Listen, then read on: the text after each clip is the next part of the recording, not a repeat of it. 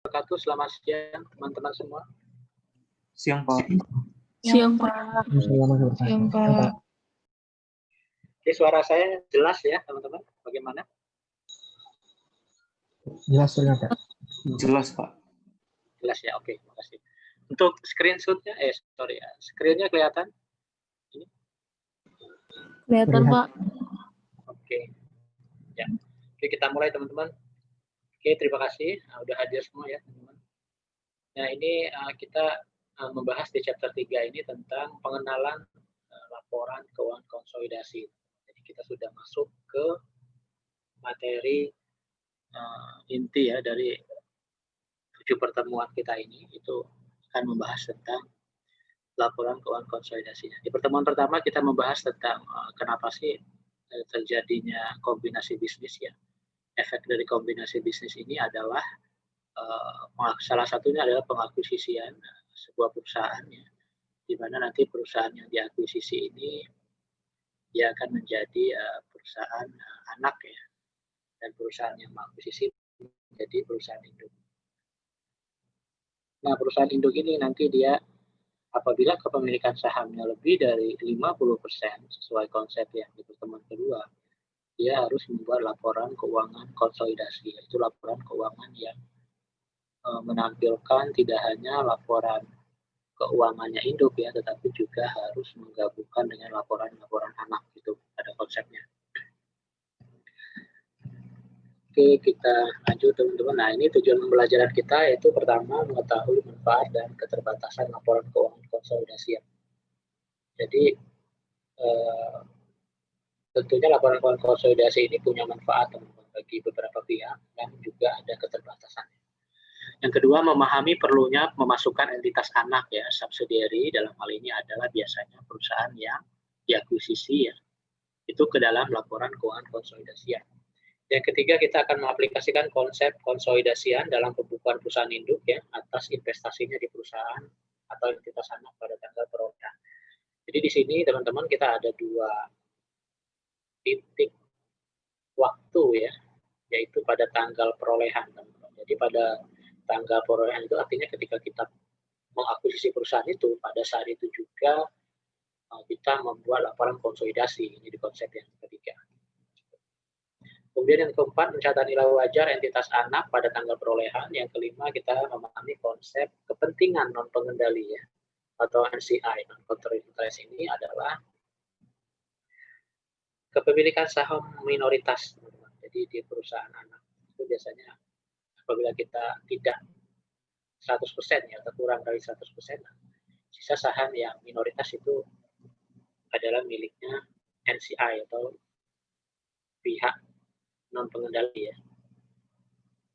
Oke, kemudian yang keenam, menyajikan laporan posisi keuangan atau neraca konsolidasian setelah tanggal perolehan. Nah, ini titik waktunya teman-teman. Tadi pada saat perolehan ya, pada tanggal perolehan yang ketiga ya, 3.3.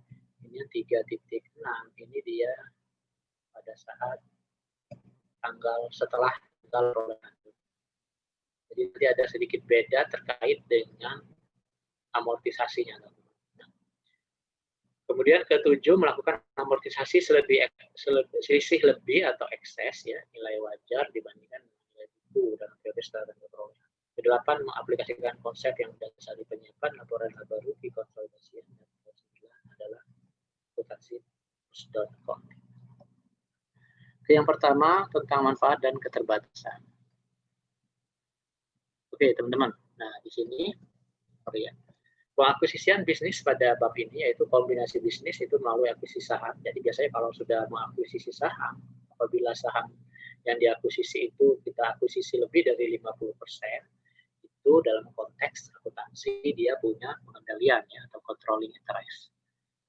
Nah, biasanya pengendalian ini bisa melalui kepemilikan langsung ataupun tidak langsung. Jadi, kalau sudah punya pengendalian berarti nanti dia harus melakukan pembuatan laporan keuangan konsolidasi.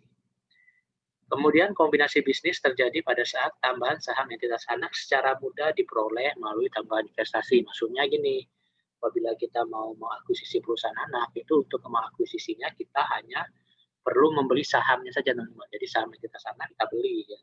Nah, ketika kita sudah beli, perusahaan induk itu menganggap saham perusahaan anak yang dibeli itu sebagai bagian investasi atau tambahan investasi di perusahaan anak. Kemudian laporan keuangan konsolidasian ini tujuannya teman-teman sebenarnya dibuat adalah untuk pemilik teman-teman. Jadi pemilik induknya itu kan punya pemilik itu ya, kamar stoknya kita lihat. Siapa sih pemilik pemegang saham induk itu? Nah, itulah yang berkepentingan untuk bermanfaat dengan memanfaatkan laporan keuangan konsolidasi. Kemudian kreditor entitas di pihak induk. Jadi kalau misalnya di sini adalah induk teman-teman ya, induk ya, induk. Nah ini nanti teman-teman bisa lihat ya ada asetnya di sini. Aset ini teman-teman di induk ini ada investasi di perusahaan anak ya, investasi. Kemudian sini ada hutang ya, kemudian ada di sini ekuitas. Nah ekuitas ini kan, nah di sini yang ada pemilik ya, ekuitas ini pemiliknya siapa. Kemudian liabilitas ini adalah kreditur di perusahaan si anak, jadi perusahaan induk ya. Nah kemudian si induk ini nanti dia punya investasi di perusahaan anak ya. Nah nanti dia menginvestasikannya di perusahaan anak. Misalnya perusahaan anaknya adalah perusahaan B. Nah kemudian di B perusahaan anak ini kan juga sama, dia punya aset ya, punya aset, kemudian punya apa namanya hutang ya, kemudian punya ekuitas. Nah ekuitasnya ini kan dia dibeli ya, ini ekuitas anak ini tadi sudah dibeli dengan investasi di perusahaan induk tadi teman-teman. Jadi hubungannya kayak gini ya. Jadi si induk itu punya aset investasi di perusahaan anak. Nah investasinya ini dia membeli ekuitasnya si anak sini teman-teman. Ya. Ini anak. Ini saya komputernya ini komputer enggak. Oke. Nah, udah. Nah, gini teman-teman lanjut. Berarti yang punya kepentingan adalah induk pemilik perusahaan induk ya dan kreditor induk. Nah, jadi tidak menjadi perhatian utama bagi pihak non pengendali ataupun kreditor entitas anak. Nah, di sini misalnya ada kreditornya untuk anak ini dia tidak begitu menjadi perhatiannya ya. Ataupun dari ekuitasnya induk ini ada yang NCI ya, punya NCI di sini mungkin. Nah, mungkin bagian jadi kita nggak mau akuisisi perusahaan anak ini 100%, tapi mungkin 90%. Nah, ini ada NCI teman-teman. Ya, NCI ini juga tidak berkepentingan gitu maksudnya. Kemudian manfaat bagi pemilik dan kreditor karena adanya penyajian laporan entitas anak terpisah. Jadi memang bagi setiap pemilik maupun kreditor di induk maupun anak itu dia nanti biasanya membuat laporan terpisah ya untuk menambahkan informasi bagi pihak-pihak yang berkepentingan. Jadi kalau kalian lihat si induk sebenarnya itu dia punya laporan terpisah, si anak juga punya laporan terpisah. Nah, ketika laporan terpisah induk itu untuk kepentingannya pemilik juga sama kreditor induk, anak juga ya laporan terpisah anak ini untuk kepentingan kreditur anak sama pemegang saham si anak gitu. Nah, tapi untuk kepentingan lebih besar yaitu untuk kepentingan induk ini dia perlu melakukan laporan konsolidasi. Jadi laporan di sini dia digabung teman-teman. Jadi digabung laporan ini. Oke. Itu ya secara garis besarnya konsep konsolidasi.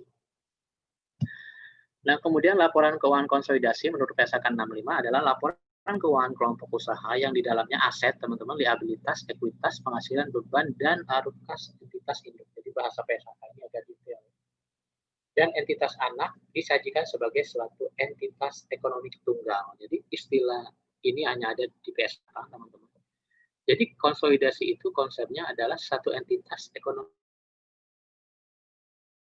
Ini tercipta, teman-teman, ini saya udah gambarin ya. Jadi ini contoh si induk ya, dia punya anak teman-teman, ini ada 3 anaknya ya, jadi dia mengakuisisi 3 perusahaan anak. Nah kemudian si induk ini untuk mengakuisisi perusahaan anak ini dia ada bagian investasi ya, saya investasi di sini ya, dia dengan investasi ini dia mengambil bagian ekuitas anak ya, ekuitas anaknya di sini ya diambil sama dia ya, ceritanya seperti itu.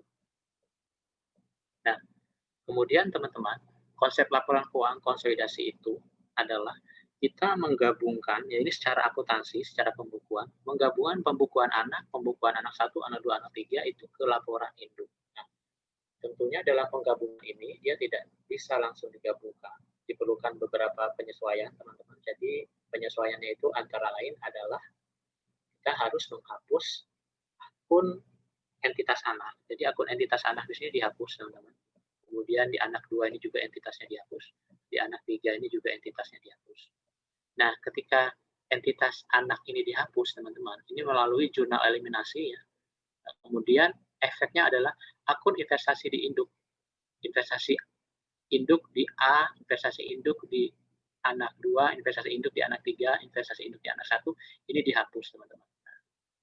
Sehingga setelah dihapus hanya tinggal bagian aset dari anak, kemudian bagian liabilitas anak 1, bagian aset anak 2 ya.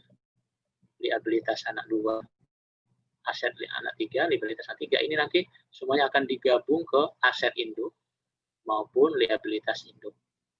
Nah, ketika terjadi bergabung itu teman-teman, dia dianggap sebagai satu kesatuan ekonomi tunggal. Kenapa tunggal? Konsep tunggal ini di sini tunggal karena yang bertahan itu ekuitasnya hanya ekuitas induk, teman-teman. Di sini nanti muncul hanya ekuitas induk. Ekuitas anaknya kemana, Pak? Ekuitas anaknya sudah dieliminasi dengan akun investasi di perusahaan anak. Jadi kalau kita lihat secara simulasi aja, teman-teman, induknya bertahan, ekuitas induk bertahan, aset anak sama liabilitas anak semua dipindahkan ke induk, sehingga seolah-olah apa? Menjadi entitas ekonomi tunggal, menjadi satu kesatuan. Sehingga pihak luar, teman-teman, secara pembukuan ya, ini ya, dalam tanda kutip, secara pembukuan akuntansi, ini pihak luar melihat dia sebagai satu kesatuan. Jadi ini pihak eksternal ya. Kita dalam hal ini misalnya pihak eksternal adalah pemegang saham, pemerintah dan segala macam, itu melihatnya adalah sebagai satu kesatuan ekonomi. Ada juga istilahnya dia dianggap sebagai entitas semu, teman-teman. Dikatakan semu itu artinya ya dia hanya bergabung di laporan aja. Tapi secara realnya teman-teman ini mereka beroperasi sendiri-sendiri secara hukum. Si induk punya operasi sendiri. Misalnya kita ambil contoh adalah perusahaan Garuda Indonesia misalnya ya. Di Garuda Indonesia dia membuat laporan keuangan konsolidasi. Itu Garuda ini mungkin punya anak nih, misalnya Garuda Indonesia punya anak, misalnya Garuda Maintenance, Garuda Kargo gitu ya, kemudian Garuda Tahu Beres misalnya gitu ya. Nah ini kemudian misalnya ini contohnya. Nah nanti di laporan keuangan Garuda itu ya konsolidasinya ya entitas anak tadi ya, secara keuangannya, secara ekuitas pembukuannya dihilangkan semua, yang ada adalah ekuitas Garuda. Nah, kemudian si aset anak sama liabilitas anak masuk semua ke Garuda gitu. Tapi secara hukumnya teman-teman, secara operasionalnya si Garuda ya beroperasi sendiri, dia menerbangkan pesawat, kemudian yang ada lagi mungkin Garuda Kargo hanya untuk mengirimkan kargo, kemudian yang Tahu Beres hanya pengiriman, yang maintenance dia bergerak di bidang perbaikan pesawat, nah seperti itu. Jadi nanti ketika di pembukuan secara akuntansi mereka bergabung, makanya dikatakan sebagai entitas semu. Atau kalau PSAK bilang entitas ekonomi tunggal. Oke, gitu teman-teman. Nah, selain itu konsepnya, teman-teman, ketika melakukan penggabungan ini, selain menghapus akun entitas anak dan akun investasi di induk, kita juga menghapus akun-akun resiprokal, teman-teman. Kenapa akun resiprokal ini? Nanti resiprokal akan dijelaskan lagi akun-akun apa aja. Jadi akun resiprokal ini dihapus karena kita akan melihat dia sebagai satu entitas tunggal ekonomi. Sehingga pihak luar ini melihat ya transaksi yang terjadi antara mereka itu tidak ada ya, karena tidak mungkin terjadi antara kalau melihat sebagai satu kesatuan itu nggak mungkin dia transaksi ke dirinya sendiri. Yang dilihat hanyalah transaksi mereka ini ke pihak luar ya, itu yang nanti dimasukkan ya. Tapi kalau transaksi antara mereka sendiri, misalnya si induk bertransaksi dengan si anak gitu ya, antara mereka sendiri atau si anak dengan ininya ya, nah itu harus kita hapuskan ya, akun resiprokal. Oke, kita lanjut teman-teman ke entitas anak. Ini entitas anak, yang dimaksud dengan entitas anak adalah, ini aja ya konsepnya adalah suatu perusahaan menjadi entitas anak ya pada saat ada perusahaan lain ya yang memiliki pengendalian atas saham biasanya. Maksudnya saham biasanya dibeli ya dengan hak suara yang berbeda. Pada akuisisi 100%, investasi tetap melanjutkan kegiatan operasionalnya. Nah, ini kan operasional tetap berlanjut teman-teman sebagai entitas hukum yang terkait. Jadi di sini ketika laporan konsolidasi dia dikatakan semua laporannya aja digabung, tapi operasionalnya tetap berlanjut ya. Jadi konsolidasi itu si anak langsung tidak diakuisisi kemudian hilang dia masuk ke induk. Nah itu yang konsep merger gitu. Kalau ini konsepnya akuisisi kita, ini si anak tetap beroperasi secara normal ya, secara terpisah ya dari induk. Kemudian entitas anak atau afiliasi melanjutkan usaha sebagai entitas hukum terpisah dan menyiapkan laporan keuangan tersendiri. Jadi mereka juga, si anak ini dia punya laporan sendiri, kemudian anak satu juga punya laporan sendiri, anak dua juga mempunyai laporan sendiri, dan induk pun juga punya laporan keuangan tersendiri. Laporan keuangan tersendiri di PSAK 4 kalau kalian mau membaca. Nah, kemudian sini tentang entitas anak, entitas induk, dan entitas investasi ya. Jadi kalau misalnya di PSAK 65 ini sudah ada 3 tambahan teman-teman. Biasanya kita mengenal di BIMS itu adalah entitas anak aja, subsidiary, dan entitas induk atau parent ya. Anak itu dikendalikan oleh entitas lain, sedangkan induk mengendalikan satu atau lebih entitas. Jadi kalau misalnya induk itu dia bisa mengendalikan beberapa entitasnya. Tapi kalau anak itu hanya satu dikendalikan induknya, dia tidak bisa dikendalikan oleh 2 induk. Nah, kemudian ada istilah baru di PSAK 65 itu adalah entitas investasi. Jadi entitas investasi itu kalau misalnya dia mengakuisisi misalnya 100% saham anak teman-teman. Tapi di sini dia tidak bertujuan untuk melakukan pengendalian di anak ya. Jadi dia tidak bertujuan untuk melakukan intervensi terhadap kebijakan strategi penjualan perusahaan ataupun kebijakan imbal hasil perusahaan. Dia tidak intervensi teman-teman, itu tidak melakukan tidak mempengaruhi gitu, dia tidak melakukan intervensi terhadap kebijakan perusahaan, tapi dia hanya mencatat investasi ini sebagai aset investasi. Tujuannya apa dia? Ya biasanya sih dia membeli perusahaan B ini karena mungkin akan ingin mendapatkan kenaikan dari harga saham ataupun dari capital gain. Nah, jadi kalau misalnya ada sebuah perusahaan yang ada kondisi seperti ini, dia tidak perlu melakukan konsolidasi, teman-teman. Dia cukup mencatat aset 100%-nya ini berdasarkan PSAK 65. Apa itu PSAK 65? Jadi entitas induk yang merupakan entitas investasi tidak menyajikan laporan keuangan konsolidasian. Ya. Jika entitas investasi disyaratkan untuk mengukur nilai entitas anaknya pada nilai wajar. Jadi dia mengukur pada nilai wajar, teman-teman, berdasarkan PSAK 55. Jadi investasinya ini ya diukur berdasarkan nilai wajarnya. Misalnya dia bisa ada di bursa saham ya, berarti dia menggunakan nilai itunya ya, fair value-nya ya. Kemudian kalau dia menggunakan nilai cost ya, harga perolehan gitu. Itu tambahan aja sih untuk PSAK 65. Oke, kita lanjut. Nah, ini kondisi ketika entitas anak tidak dikonsolidasikan, jadi tidak digabung di induk. Apabila ini teman-teman adanya pengendalian tidak diberikan kepada pemilik mayoritas. Jadi misalnya kita punya saham 90%, tapi pengendaliannya kita nggak dapat kayak kemarin gitu teman-teman. Ternyata kita tidak bisa meletakkan dewan direksi kita, kemudian adanya pemegang saham lain yang punya pengaruh lebih besar, walaupun kepemilikan sahamnya di bawah 50, nah itu kita tidak bisa menggabungkan anak. Jadi, makanya kita tidak bisa melakukan konsolidasi, kita bisa mencatatnya pakai metode ekuitas saja. Kemudian kondisi kalau ventura bersama ini karena posisinya setara ya, jadi tidak bisa dikonsolidasikan karena tidak ada induk sama. Kemudian akuisisi kelompok aset grup aset yang tidak berhubungan dengan bisnis, maksudnya ya ini nggak masuk dengan bisnis ya, artinya berbeda jauh dengan core bisnisnya ya. Jadi, tidak berhubungan dengan bisnis ya, jadi mungkin tidak di sini mungkin ada anak grup yang berkaitan dengan sosial gitu teman-teman. Misalnya ada lembaga nirlabanya, itu biasanya nggak dimasukkan ke laporan bisnis. Kemudian kombinasi di antara entitas dalam pengendalian bersama, ini PSAK itu ya, pengendalian bersama ya, 38 ya. Kemudian kombinasi entitas non laba atau ekuisisi perusahaan bertujuan mendapatkan laba dengan entitas. Jadi kalau ada 5 kondisi ini dia entitas anak tidak perlu dikonsolidasikan. Nah, kemudian laporan keuangan konsolidasian itu disajikan oleh perusahaan atau entitas induk. Jadi yang menyajikan hanya induk, teman-teman. Jadi perusahaan anak tidak perlu membuat laporan konsolidasi. Nah, kemudian akhir tahun fiskal bagi entitas konsolidasian. Gunakan akhir tahun fiskal entitas induk. Jadi misalnya si induk menggunakan Januari Desember tahun bukunya, berarti si anak juga mengikuti ya Januari Desember. Nah, kalau misalnya si anak ternyata pembukuannya berbeda dengan induk, nah itu masih bisa ditolerir apabila ada selisih ya, meliputi laporan entitas anak yang akhir tahun fiskalnya 3 bulan dari akhir tahun fiskal entitas induk. Jadi misalnya si induk Januari Desember, si anak April sampai Maret, nah itu masih bisa digabungkan. Kalau misalnya sudah lebih dari 3 bulan, berarti nanti si anak itu harus membuat laporan penyesuaian. Jadi misalnya tahun bukunya si anak adalah dimulai dari Juli sampai Juni misalnya ya. Nah itu Jadi dia harus meng-cut off tuh biar sama dengan induk Januari Desember. Itu ada penyesuaian.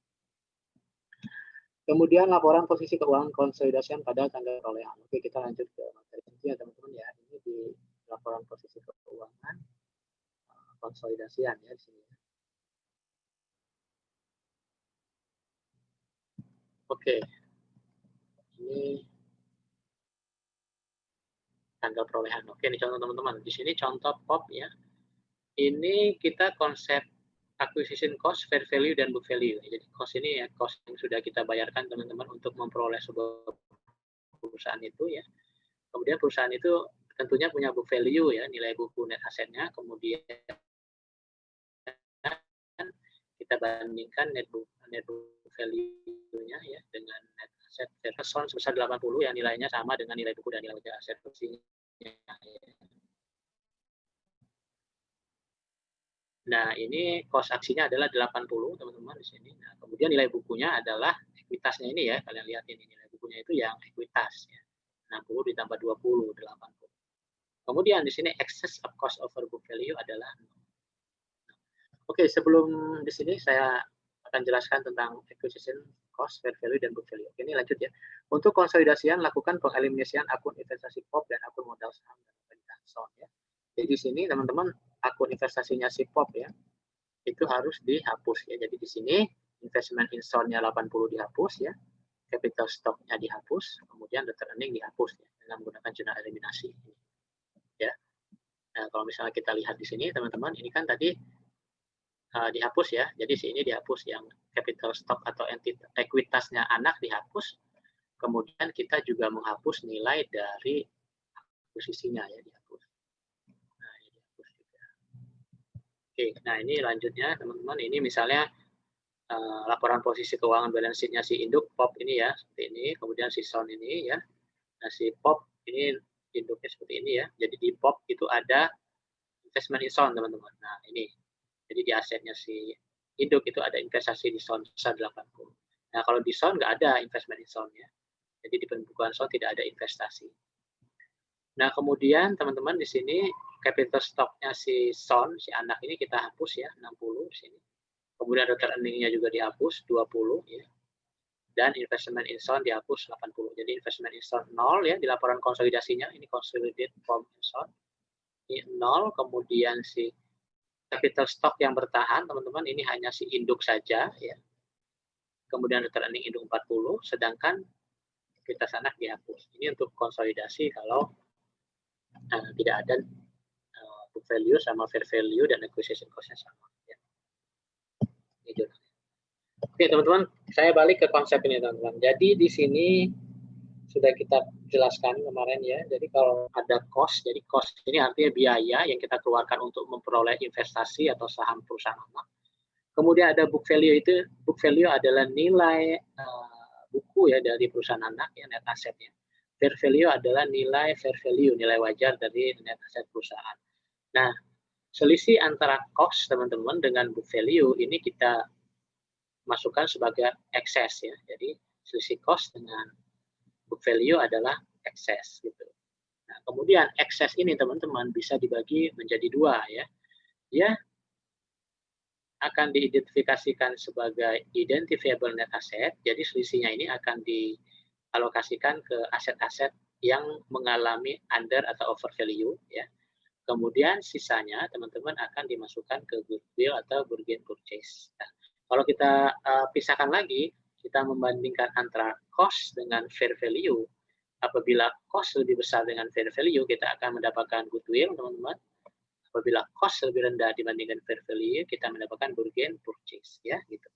Nah, kalau misalnya ada selisih, teman-teman, antara fair value-nya lebih kecil ataupun lebih besar dibandingkan book value-nya, nanti akan muncul identifiable net asset, gitu, ya, konsepnya gitu. Jadi kita membandingkan cost dengan book value akan mendapatkan excess, teman-teman. Excess ini terdiri dari identifiable net asset dan goodwill atau bargain purchase. Kalau kita mau membandingkan yang terpisah, cost dibandingkan dengan fair value akan menghasilkan goodwill atau bargain purchase. Kalau fair value-nya berbeda dengan book value, dia akan menghasilkan namanya identifiable net asset. Oke, kita lanjut teman-teman. Ya, Ini kita lanjut nilai wajar pada tanggal perolehan. Ini sudah saya jelaskan dari cost, fair value, dan book value. Nilai perolehan, nilai wajar aset bersih teridentifikasi atau identifiable net asset, kita singkat INA ya. Dan nilai buku bisa saja berbeda. Ya. Alokasikan selisih lebih, ekses atau defisiensi yang terjadi. Jadi ekses ini yang terjadi antara nilai perolehan atau cost, teman-teman, nilai perolehan ini cost maksudnya, dengan nilai buku atau book value ya, dan tentukan goodwill bila ada. Ingat, bila book value sama dengan fair value dan cost lebih tinggi dari book value, excess dialokasikan sebagai goodwill. Kalau cost lebih kecil dibandingkan book value, dialokasikan sebagai gain on bargain purchase. Jadi maksudnya, kalau ternyata kondisinya fair value-nya sama, teman-teman, dengan book value, berarti nilai book value sama dengan fair value ya. Kita bandingkan cost lebih tinggi dari fair value, artinya sama cost lebih tinggi dengan book value ya. Ini nanti akan terjadi namanya goodwill ya. Ketika cost lebih rendah dibandingkan fair value, artinya cost lebih rendah dibandingkan book value ya, karena ini fair value sama dengan book value, berarti dicatat sebagai bargain purchase. Oke, itu ya teman-teman ya konsepnya. Nah, kemudian kita lanjut ke konsep ini.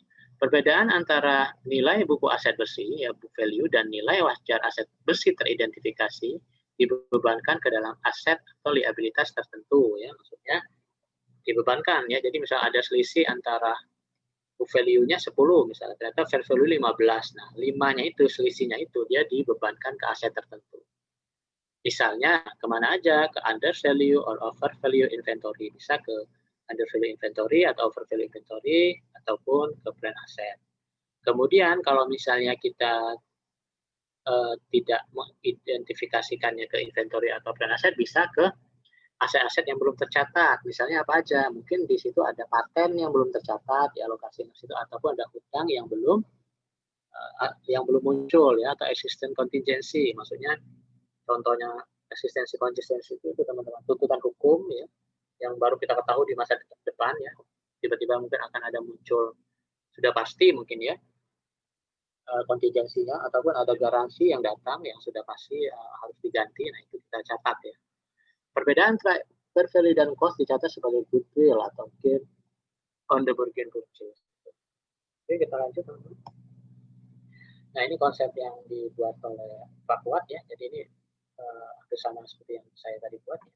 Jadi di sini kalau kita bisa bandingkan, book value tidak sama dengan fair value, tidak sama dengan cost. Ini ringkasan kuncinya adalah jika cost-nya lebih besar dibandingkan fair value, dia akan ada goodwill ya. Kalau sebaliknya berarti dia akan ada BPO ya, bargain purchase. Bargain purchase ya, gain on bargain purchase ya. GBP. Oke, itu konsepnya. Kalau misalnya dia lebih rendah ya. Nah, kemudian kalau fair value-nya lebih tinggi dari book value, ada identifiable net asset. Dia biasanya seperti itu.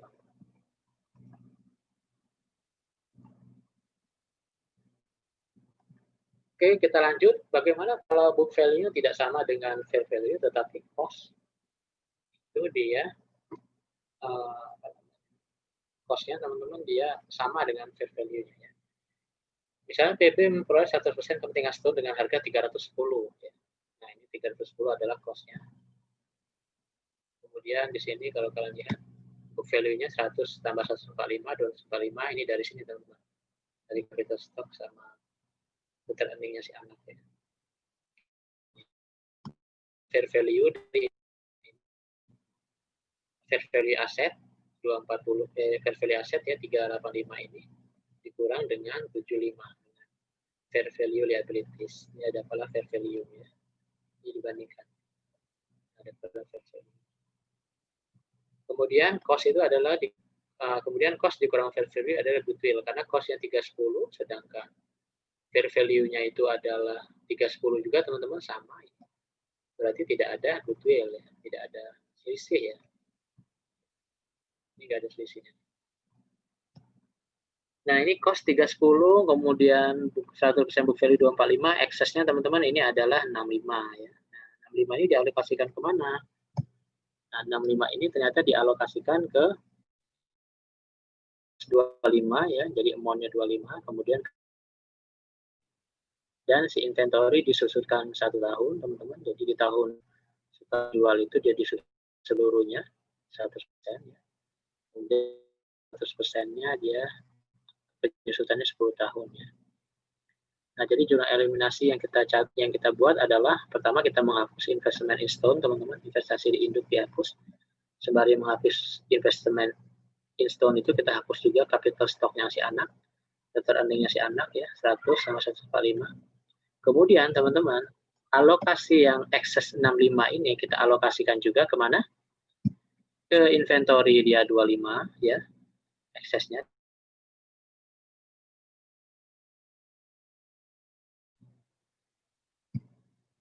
Nah, ini teman-teman lanjut, kalau misalnya contohnya ternyata adalah book value-nya tidak sama dengan fair value, dan cost-nya tidak sama dengan fair value. Ya.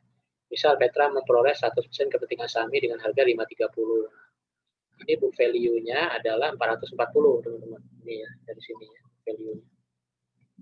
440.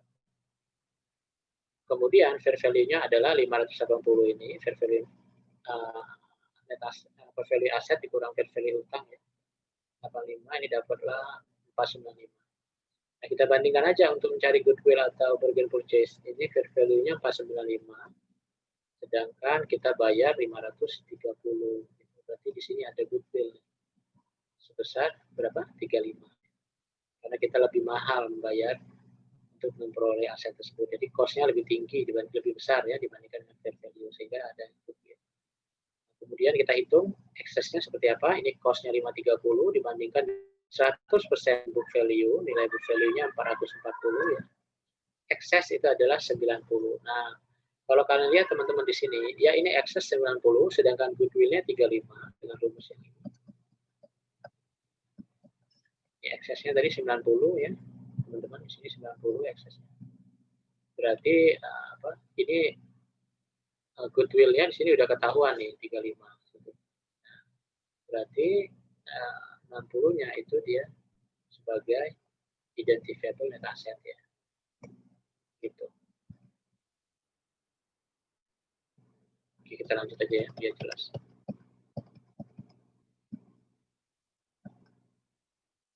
Nah, ini kita lanjut ya. Dia sisanya teman-teman di sini 90 ini dialokasinya seperti apa? Nah, ini teman-teman perlu hati-hati ya melihat di sini. Jadi kita mengalokasikan, kalian lihat ini ya, perbedaan antara book value sama fair value. Jadi ini kas 100 itu tidak ada perbedaan. Receivable juga tidak ada perbedaan. Inventory tidak ada perbedaan. Nah, ini plan asset ini ada perbedaan, teman-teman. Ini book value 130, sedangkan fair value-nya adalah 190. Berarti di sini ada under asset ya. Nah, under asset ini dia dialokasikannya nilainya adalah positif ya. Positif sebesar 60. Gitu ya, teman-teman ya. Nah, hutang gimana? Hutang ini liabilities 80, fair value 85. Berarti hutangnya under value. Ya. Under value kalau hutang kebalikan dari under value aset, berarti negatif ya. Nah, nilainya berapa? Negatif 5. Ya, gitu. Nah, kemudian di sini kita alokasikan plan-nya 60 ya. Kemudian liabilitasnya negatif 5. Oke, perhatikan tandanya ya teman-teman, ini ada positif ya. Ini hutang dia negatif ya, bukan positif. Nah, kemudian kita ketahui amortisasi untuk plan 4 tahun dan hutang 5 tahun. Nah, goodwill ini muncul dari selisih antara cost dengan fair value ya. 530 dikurang 49535. Kita masukkan goodwill.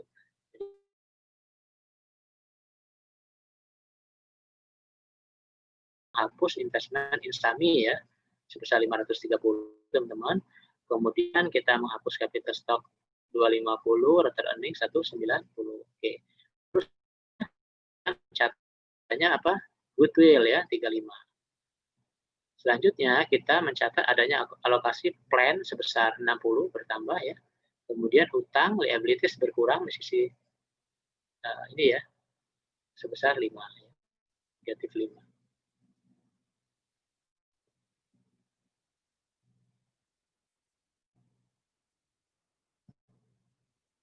Jadi hutang minus di sini kan 80 ya. Jadi hutangnya ini bertambah ya, jadi 5 ya. Di sini liabilities-nya 5.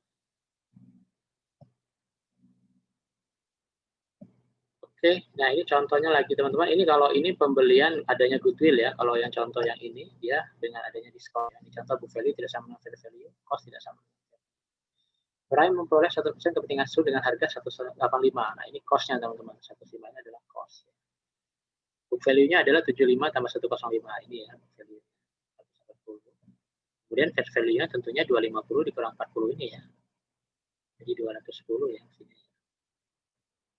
Ini kita lihat aja. Fair value 250 dikurang 40, 210. Kemudian mana? Cost dikurangi fair value adalah minus 25. Jadi di sini lebih murah. Jadi kita membeli perusahaannya fair value 210, kita hanya membayar 185. Berarti ada 25 ini sebagai gain on bargain purchase. Nah, jadi teman-teman kita mencari eksesnya berapa? Eksesnya adalah 185 dikurang 180. Cost-nya 185, book value-nya 80. Nah, 5 ini dialokasikannya seperti apa? Kita lihat lagi teman-teman. Eksesnya dialokasikan pada sini, kita lihat dulu ya. Ini kas. Tidak ada selisih, receivable juga. Nah, ini inventory ada selisih nih. Book value 80, fair value 90. Berarti di sini under ya, karena lebih rendah nilai book value. Undernya kita alokasikan di sini positif 10 ya. Nah, kemudian plan ini juga under value ya. Under value-nya sebesar berapa? 20. Utang tetap ya, enggak masalah. Nah, jadi inventory kita alokasikan 10, teman-teman. Kemudian plan 20. Ini inventory disusunkan setahun. Kemudian bargain purchase kita masukkan sebesar 25. Ya. Jadi di sini ada gain. Jadi di sini makanya eksesnya 5. So, kalau kalian di sini ya, misalnya ya. Di sini kita lihat.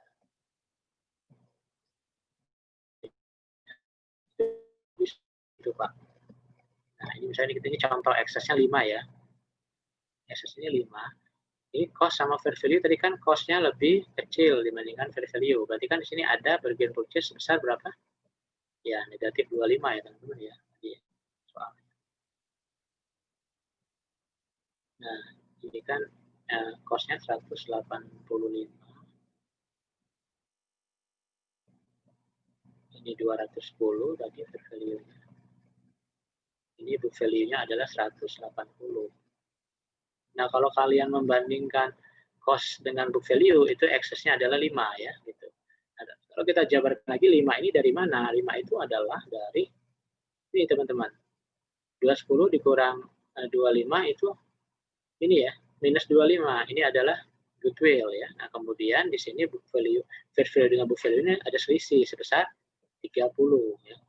30 ini terdiri dari tadi, yang inventory 10 sama aset 20.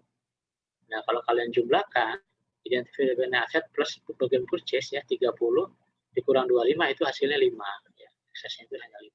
Tapi 5 ini ternyata terdiri dari under value inventory 10 sama under value plan 20 plus gain ya, bargain purchase 25.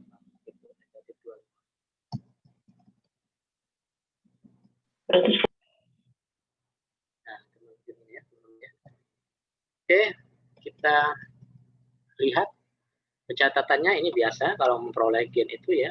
Jadi kita mencatat investment instrument 210 total itu. Kemudian cash yang kita keluarkan 185, gain untuk purchase 25.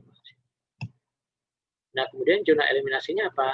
Nah, zona eliminasinya kalau si gain ini tidak perlu dieliminasi teman-teman ya. Ini tidak perlu karena ini gain ini nanti langsung masuk ke income statement. Nah, kemudian kita hanya memperhatikan yang excess yang ini aja nih, yang inventory sama plan. Nah, excess yang belum yaitu 10 atas under value inventory dan 20 atas under value land ya.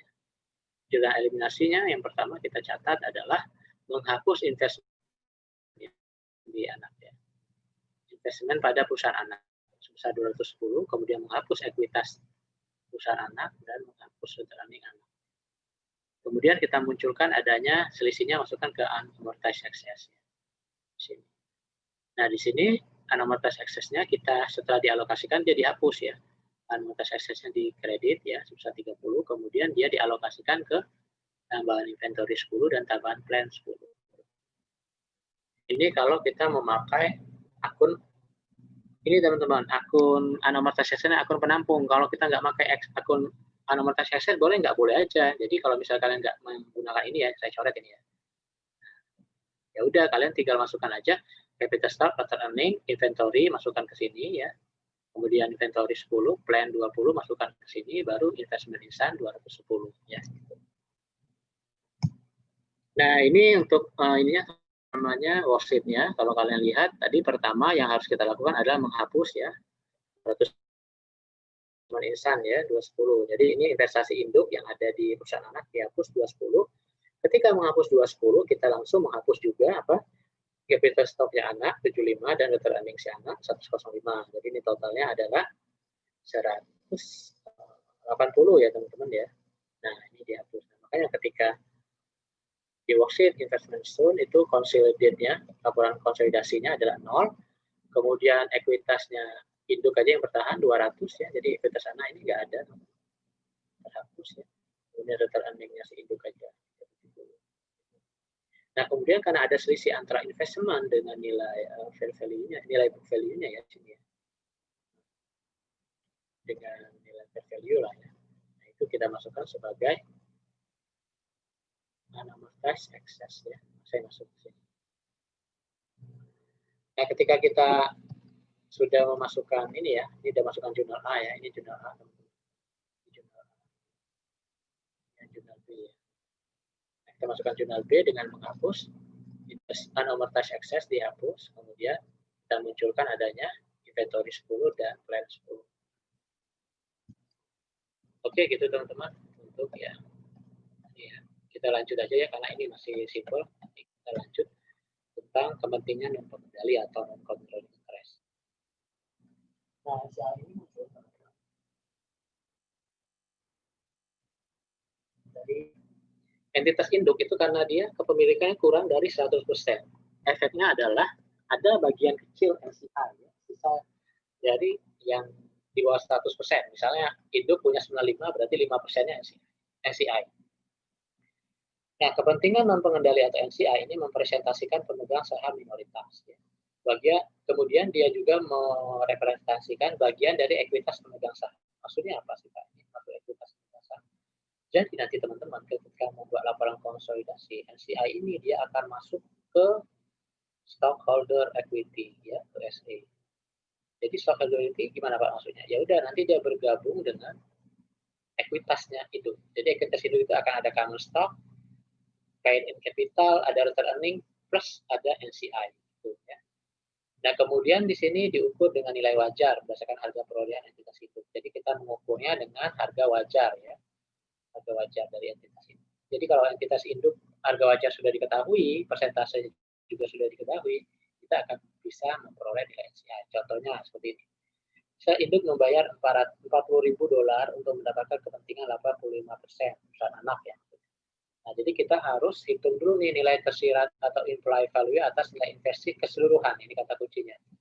Jadi dalam posisi 100%, investasi itu berapa nilainya? Adalah 40.000 yang nilai kita bayarkan dibagi 0,85 atau 85%. Jadi total 100%-nya nilai investasi itu adalah 47059.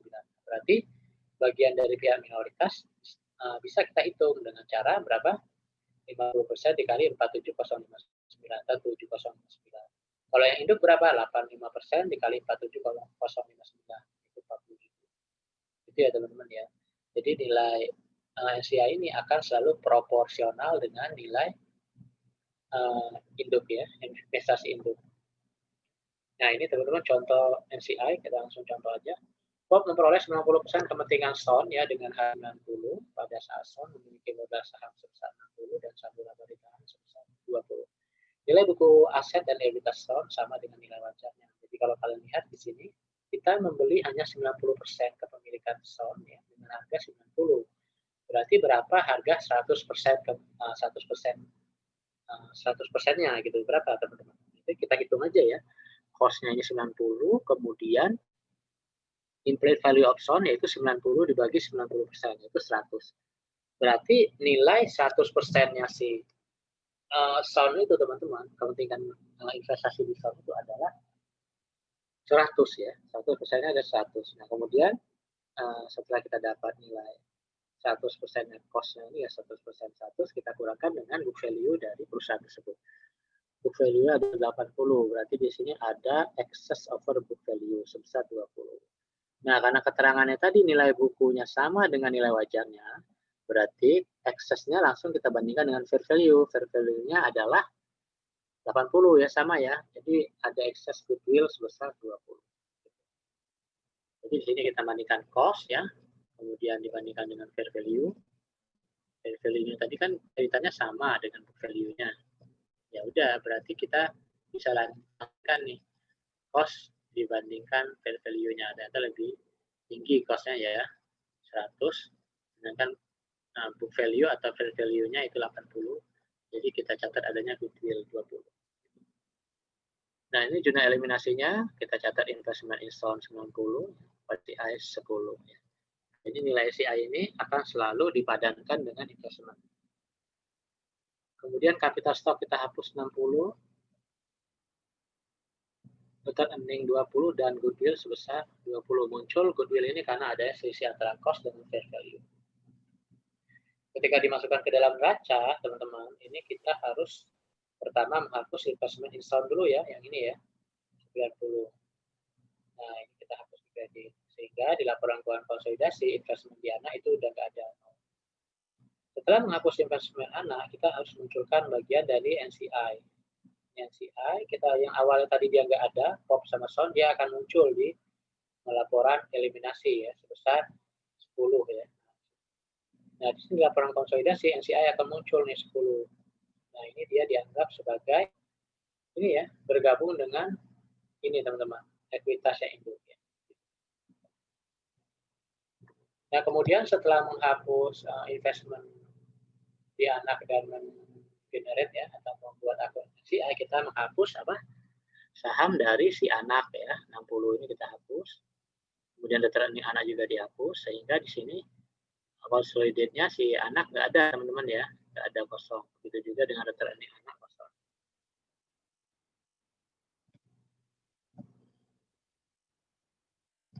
Baru sisanya teman-teman dimasukkan ke goodwill ya, kita munculkan goodwill karena tadi ternyata kita membayar lebih mahal. Gitu.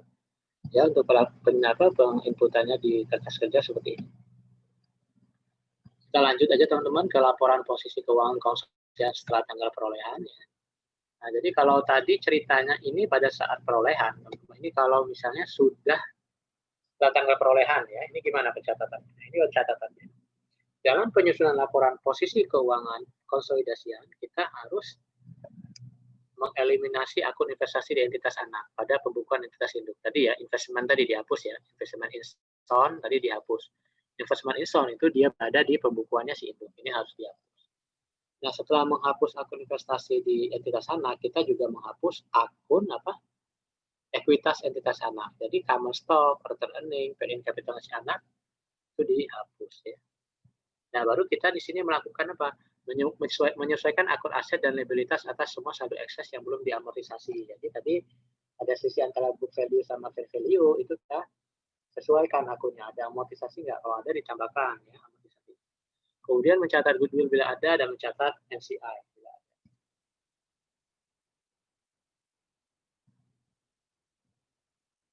Nah, ini teman-teman, sorry. Untuk yang tabel setelah 1 tahun, ini kan untuk detailnya bisa kalian lihat di bukunya BIM. Cuma di slide ini memang ringkas ya karena dibuat simpel. Nah, di sini kalau kalian lihat teman-teman, ini adalah kejadian setelah 1 tahun ya. Maka yang di sini adalah setelah 1 tahun ya. Jadi mungkin setelah 1 tahun ini nilai investasinya berubah teman-teman. Ini 108 yang awal mulanya tadi 90. Kenapa bisa berubah 108? Ya mungkin ada tadi merubah metode ekuitas teman-teman. Ketika si anak mengumumkan adanya income, investasi kita bertambah ya. Ketika mengumumkan dividen, investasi kita berkurang. Makanya di sini investment in stone ini saldo akhirnya ada 108. Ya. Nah, kemudian di sini juga ada hutang piutang antar mereka ataupun dividen antar mereka.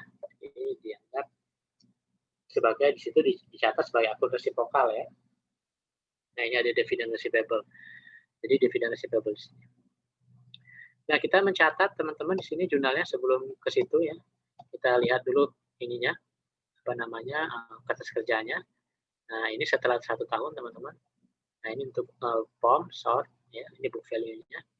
Jadi di sini kasnya sama ya, 54, ini 84. Nah, di sini ada dividend receivable ya, ada current asset. Pada saat mau membuat laporan konsolidasi, yang pertama kita hapus adalah investment in SON ya 108, kemudian kita munculkan 12, kemudian kita hapus capital stock anak, data running anak, dan kita munculkan goodwill 20. Maka di sini teman-teman di jurnalnya, di laporan konsolidasinya ini ya, atas kerjanya. Ini investasi di SON hapus ya 108, jadi 108 dihapus jadi 0 nilainya. Nah, kemudian kita munculkan NCI selisihnya ya 10%. Ini kan 90, 10%-nya berapa? Berarti ya 108 dibagi 90% ya. Total apa? 100%-nya kemudian dikurang dengan 90%. Jadi dapat intinya 12 ya. Di 12 ini masuk ke non-controlling interest itu sebesar 12. Ya di kredit masuk ke bagian ekuitas. Kalau kalian lihat ketika pembukuan biasanya ya terpisah ini NCI nggak ada, tapi ketika membuat laporan konsolidasi NCI muncul gitu ya. Nah kemudian teman-teman di sini kita lihat juga ada akun-akun resiprokal, ini ternyata ada dividend receivable ya, artinya si anak itu mengumumkan dividen, jadi si induk punya piutang dividen sebesar 18. Nah si anak ketika mengumumkan dividen tersebut dia juga punya utang ke induk dan ke NCI. Oke, di sini total dividen payable 20, ini kita hapus teman-teman yang bagian induk saja. Ya sebesar berapa? 18 ya. Jadi di sini consolidatednya ini 2 ini punya NCI. Begitu juga teman-teman untuk yang other current asset sama account payable ya. Mungkin di sini ada utangnya ya.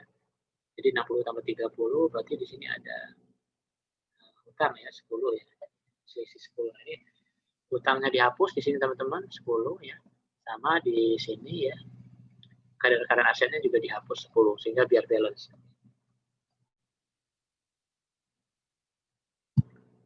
Oke, ini item kunci pada laporan posisi keuangan. Jadi investasi di entitas anak tidak muncul pada laporan posisi keuangan konsolidasian. Kita lihat yuk. Nah, jadi kalau kalian lihat investment in SON ini teman-teman tidak akan muncul nih di sini 0 ya, tidak akan muncul di konsolidasi. Kemudian ekuitas pada laporan posisi keuangan konsolidasinya berupa ekuitas interest hidup ditambah ekuitas kepentingan non pengendali. Ya, kalau kalian lihat di sini ini untuk nilai ekuitasnya ini adalah ini teman-teman. Retained earning ya, capital stock sama non controlling interest ini ya, NCI. Nah, nilai NCI proporsional dengan nilai investasi pada entitas anak pada penggunaan metode ekuitas. Jadi, ya untuk mengukur nilai NCI ya ini investment soalnya 108 ya. Ini 108 dibagi aja dengan 90% ya karena kepemilikannya 90%. Nah, dibagi 90%. Nah, dapatlah berapa dia 12 ya. Jadi 12 nilainya. NCI. Ini 12 dikali 108 dikali 0,1. Dikali 10% dibagi 90 maksudnya gitu ya. Nah, kemudian ini kita berlanjut teman-teman ke 7 amortisasi setelah tanggal perolehan. Amortisasi ekses tadi ekses antara selisih antara cost dan book value tadi, ekses dibebankan ke aset dan liabilitas ya, kemudian diamortisasi menyesuaikan dengan akun tersebut. Nah, untuk balance sheet account teman-teman untuk inventory dan ada current asset itu amortisasinya secara umum adalah 1 tahun ya. Kemudian income statement yang berpengaruh adalah akun cost of sale dan other expense. Ya, kemudian untuk building equipment atau paten ini amortisasi periodenya yaitu didasarkan dengan masa manfaatnya ya. Kemudian nanti akan mempengaruhi di laporan laba ruginya depresiasi dan amortisasi expense. Untuk plan dan copyright tidak diamortisasi.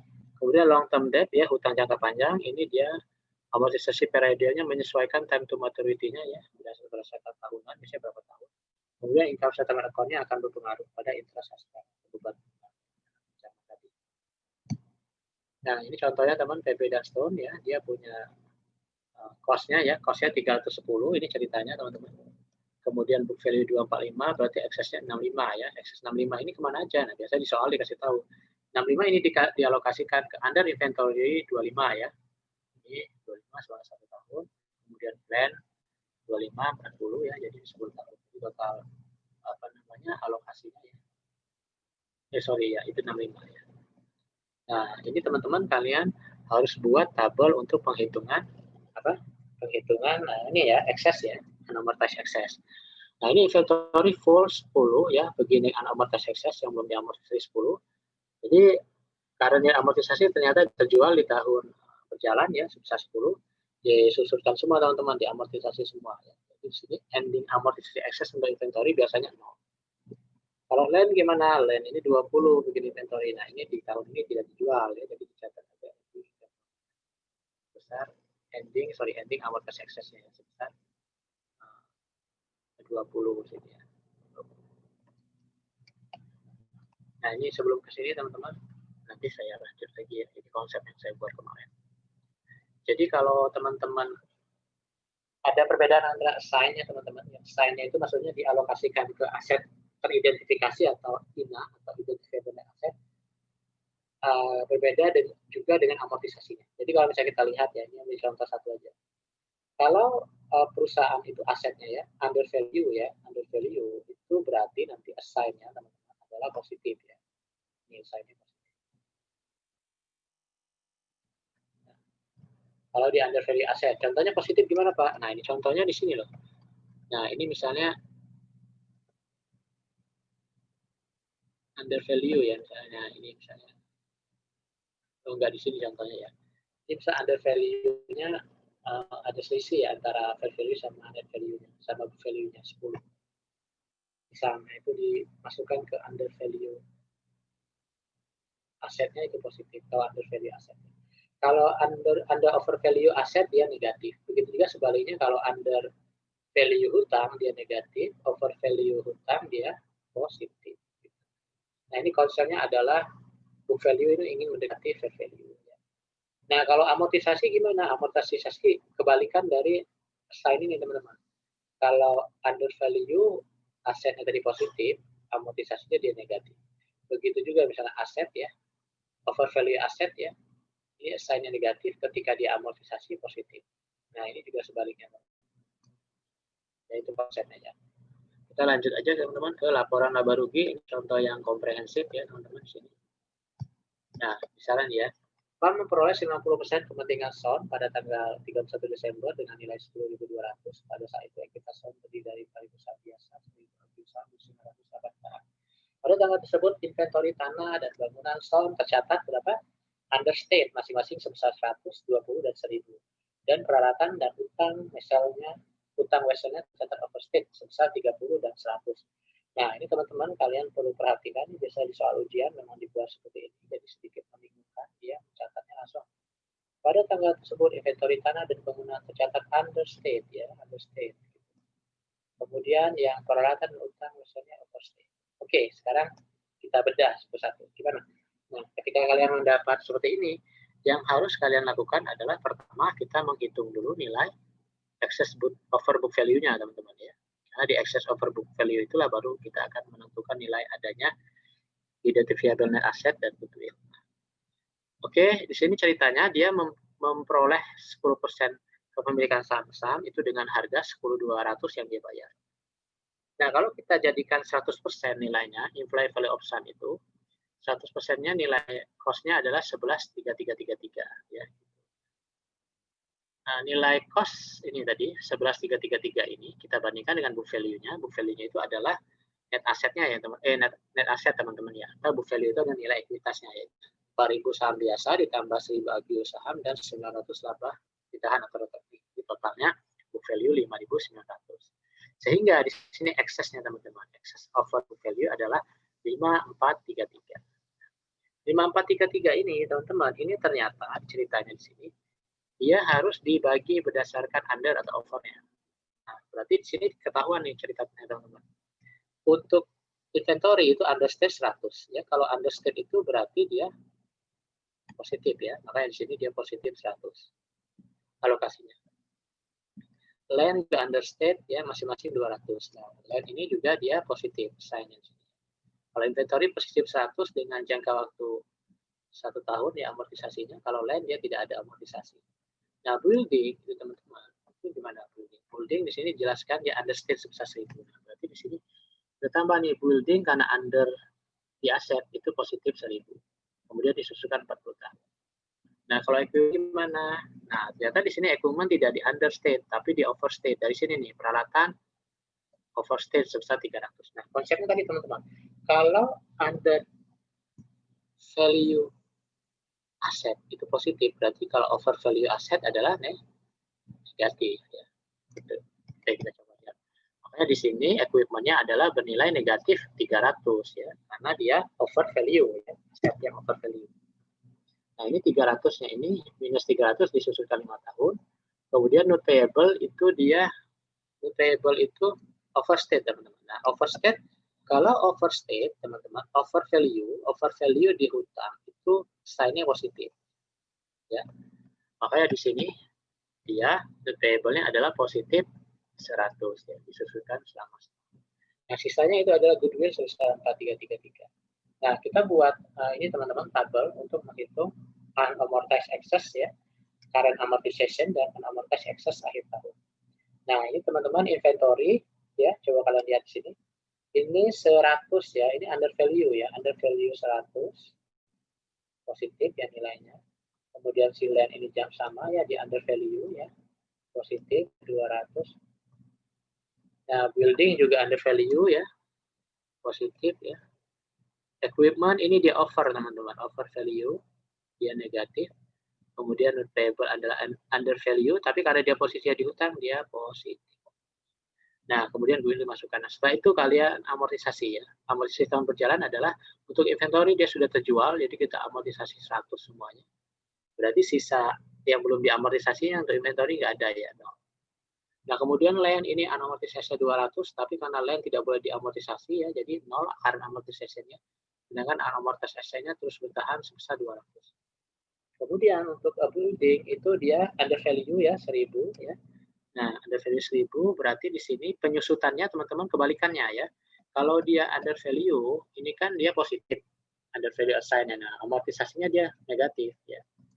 Makanya di sini amortisasinya dikurang 100, ini building dikurang 25 ya. Jadi total amortisasi excess-nya 95. Nah, untuk equipment gimana? Equipment ini kan dia tadi adalah over ya, over value atas aset. Jadi dia 30 ya, negatif 30. Amortized excess-nya negatif 30. Jadi kita alokasikan negatif 30. Nah, ketika diamortisasi teman-teman, ini hati-hati, dia tidak negatif tapi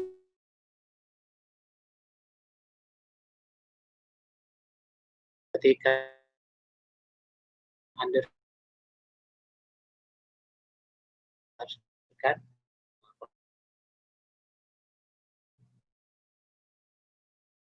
boleh tadi value ya 100.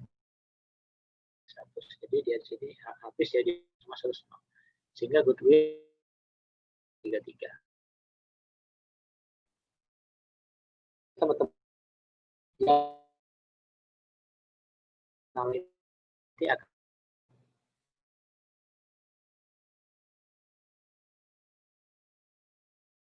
dibahas selanjutnya.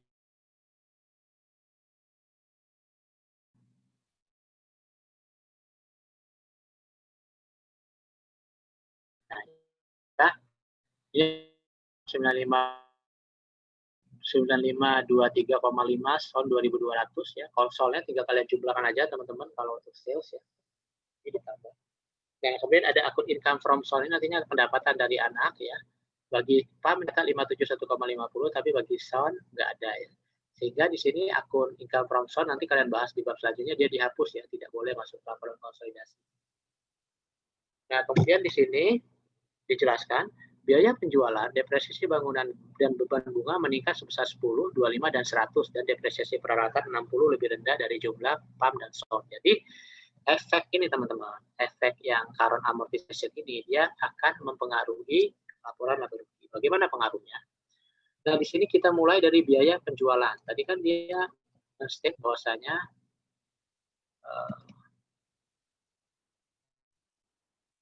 bukan biaya penjualan ya, maksudnya biaya penjualannya meningkat ya tadi ya, karena ada inventory tadi ya, inventory yang understate 100, efeknya adalah ini biaya penjualan itu meningkat ya sebesar 1%. Biaya penjualnya artinya inventory tadi ya 100%, meningkat 100. Nah, berarti dia akan mempengaruhi cost of sale. Nah, ini cost of sale awalnya induk 4.000, si anak 7.000, ketika dikonsolidasi bukan 4.700 tapi 4.800 karena ada penyesuaian dari penjualan inventory. Jadi sini ada 100 ya. Itu dari tadi ya. dari ini understate inventory. Nah, kemudian kita lanjut teman-teman di sini.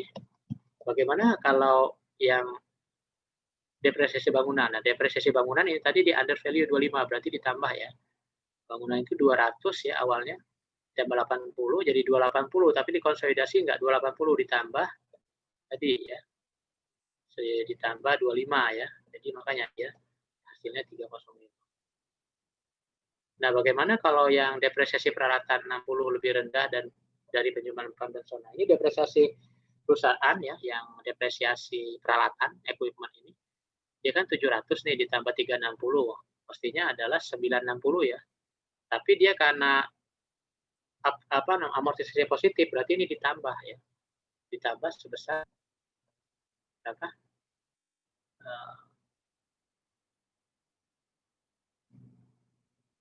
40 ya. 60 sorry 60 ya. Dia setahun teman-teman ini 60. Berarti di sini tambah 60.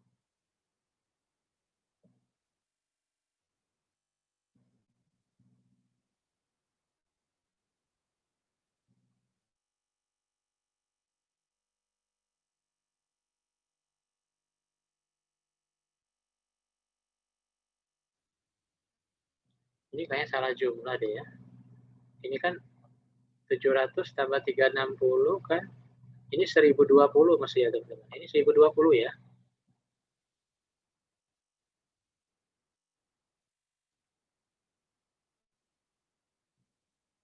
Karena 60 ini efek dari inventory tadi, efek dari equipment ya. Positif. Jadi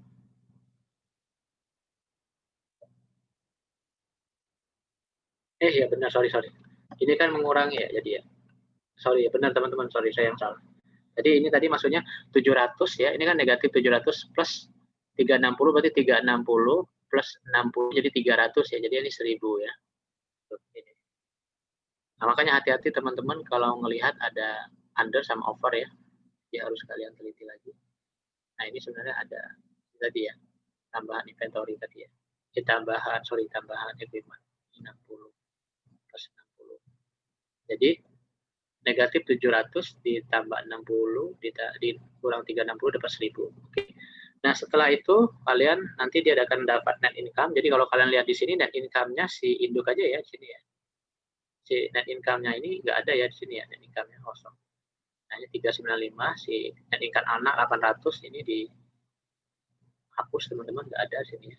Jadi yang muncul itu adalah yang induk kerja 3 kosong.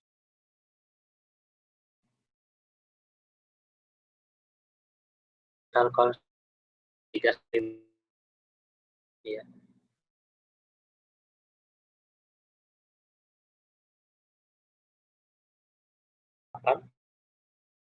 Kemudian bagian dari non-controlling interest share itu di soal ada 63,50, berarti bagian controlling interest share ini teman-teman adalah bagian induk ya 30. Jadi kalau kalian baca di laporan keuangan, laporan laba ruginya konsolidasi, total consolidated income-nya ada pendapatan konsolidasi teman-teman 315. Ya. Nah itu terdiri dari pendapatan NCI 63,50 sama pendapatan induk sebesar 3095. Nah ini item kunci pada laporan laba rugi, akun income from subsidiary dieliminasi ya. Jadi yang akun income from source ini teman-teman, ini dihapus ya, nggak ada di konsolidasinya. Kemudian amortisasi periode berjalan termasuk dalam akun beban yang sesuai. Tadi yang amortisasi di sini teman-teman diakui ya. Nah, yang 100, 25, 100 ini dimasukkan semua ke laporan laba rugi. Kemudian nilai non-controlling interest share of net income proporsional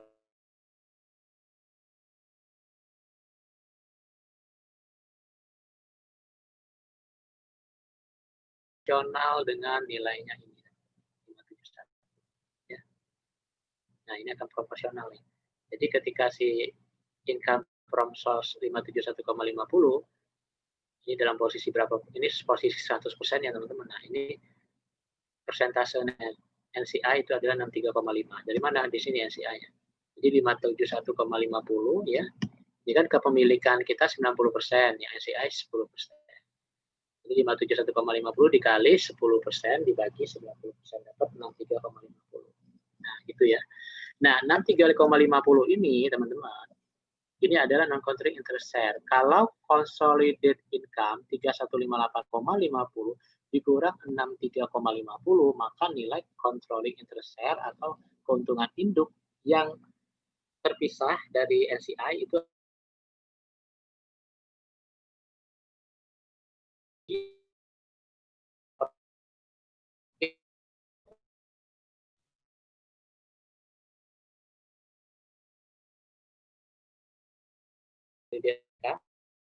nilai 571,50 dibagi dikali 10% dibagi 90. Setelah itu dapatlah NCI 63,5. Control interest share itu dari hasil total consolidated net income 3158,50 dikurang NCI ya. NCI share ya. Sebesar 63,5 dapatlah controlling interest share atau bagian keuntungan dari induk yang telah bersih ya dari NCI itu sebesar 3095. Nah, kemudian teman-teman lanjut ke purchase dan accounting. Ini hanya sekilas saja teman-teman. Jadi purchase dan accounting ini ceritanya biasanya digunakan di Amerika. Jadi entitas anak secara substansi dimiliki sepenuhnya oleh entitas induk kurang lebih 90% atau bahkan di purchase dan accounting Amerika itu dia bisa 95%. Nah, di sini tidak ada utang atas saham preferen yang dipegang oleh pihak umum. Jadi pihak umum itu dia hanya murni memegang saham stock. Nah, pembukuan entitas anak ini disesuaikan kalau purchase dan accounting ini. Jadi pembukuan entitas anak ini disesuaikan. Jadi di sini aset termasuk goodwill dan liabilitas dievaluasi berdasarkan harga perolehan. Jadi dia ini teman-teman, jadi dia direvaluasi itu harganya berdasarkan harga perolehan berapa asetnya tadi ya. Jadi hampir sama kayak fair value. Nah, kemudian laba ditahan, jadi retained earning-nya diganti oleh push down capital. Jadi ada akun baru di sini. Push down capital yang sudah termasuk di dalamnya itu laba ditahan dan penyesuaian nilai. Jadi nanti di sini dia akan ada apa namanya misalnya di sini ada penyesuaian inventory kayak gitu ya. Ini kalau untuk detailnya ada bab tersendiri sih. Kemudian di sini ada nanti segala macam. Nah, di sini ada retained earning, nanti retained earning anak, teman stok anak, itulah pokoknya. Ini nanti dia semuanya nanti teman-teman di sini mungkin sini ada inventory, ada equipment, yang selisih-selisihnya tadi teman-teman dievaluasi itu. Nah, baru kemudian semua dibuang ke akun. Di sini ada nanti ada akun baru namanya push down capital, PDC deh. Ini cuma teknik pencatatan aja teman-teman ya. Jadi nggak begitu masalah sih di Amerika. Kenapa dibuat seperti itu? Karena memang yang menurut saya baca, mereka kurang puas dengan laporan konsolidasi yang biasanya itu. Kenapa harus menggunakan ada ekses segala macam? Nah, kalau di sini dia langsung aja ekses sama retained earning-nya sama modalnya anak itu dimasukkan semua ke satu akun namanya push down capital. Ya. Oke, selesai teman-teman. Nah, ini ada home assignment nantinya P311 teman-teman bisa kerjakan. Nanti dikumpulkan setelah sebelum pertemuan kita yang ke-11 teman-teman ya. Jadi nggak minggu depan. Silakan kalian liburan awal tahun aja kalian kumpul. Oke, sampai sini materi udah selesai. Silakan kita tanya jawab kalau ada yang masih belum paham atau masih bingung, teman-teman silakan. Silakan yang mau bertanya.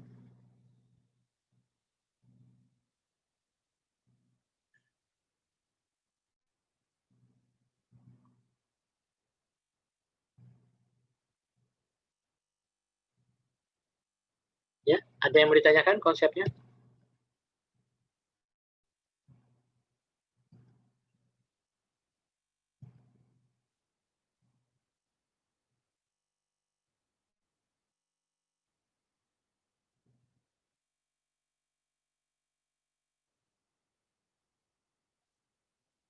Oke, saya jelaskan sekilas lagi teman-teman, kalian titik kunci untuk mempelajari dari konsolidasi itu, kalian harus pahami dulu tentang ini ya teman-teman ya. Jadi excess tadi ya, cost-nya berapa, fair value-nya berapa, book value-nya berapa. Nah, selisih antara cost dengan book value itu akan ada excess ya. Nah, excess itu tadi nanti dia akan dialokasikan ke identifiable net asset maupun ke goodwill ya, secara konsepnya seperti itu ya. Nah, excess yang identifiable net asset ini teman-teman dialokasikannya berdasarkan dilihat dulu ya under atau over value-nya ya. Nah, ini nanti ceritanya gini, setelah identifiable net asset ini kita tahu, kita lanjut ke sini.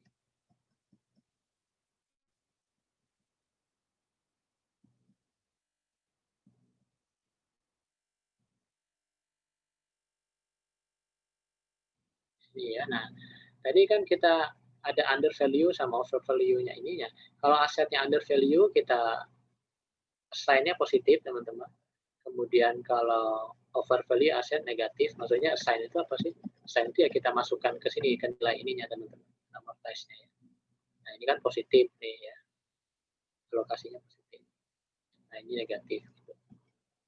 Nah kemudian sebaliknya teman-teman kalau hutang dia under value dia negatif, kalau over value positif. Nah ketika setelah kita memperoleh nilai identifiable net asset atau istilah lainnya ini adalah unamortized excess ya, atau bisa dibilang excess lah ya, excess lah intinya ini. Nah ini teman-teman nanti si excess ini akan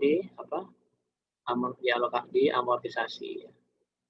Jadi amortisasi ini agar fair value-nya itu mendekati book value. Nah jadi akan ada amortisasi setiap tahun teman-teman.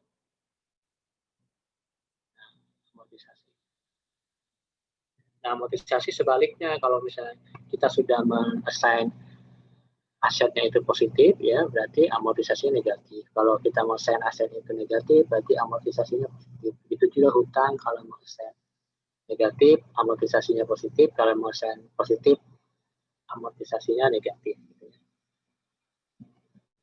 Nah, kemudian kalian yang harus pahami adalah terkait dengan akun-akun resiprokal, teman-teman. Yang tadi di sini ya. Jadi kalau misalnya ada akun ketika membuat laporan konsolidasi itu akun investment in sound ini harus dihapus ya.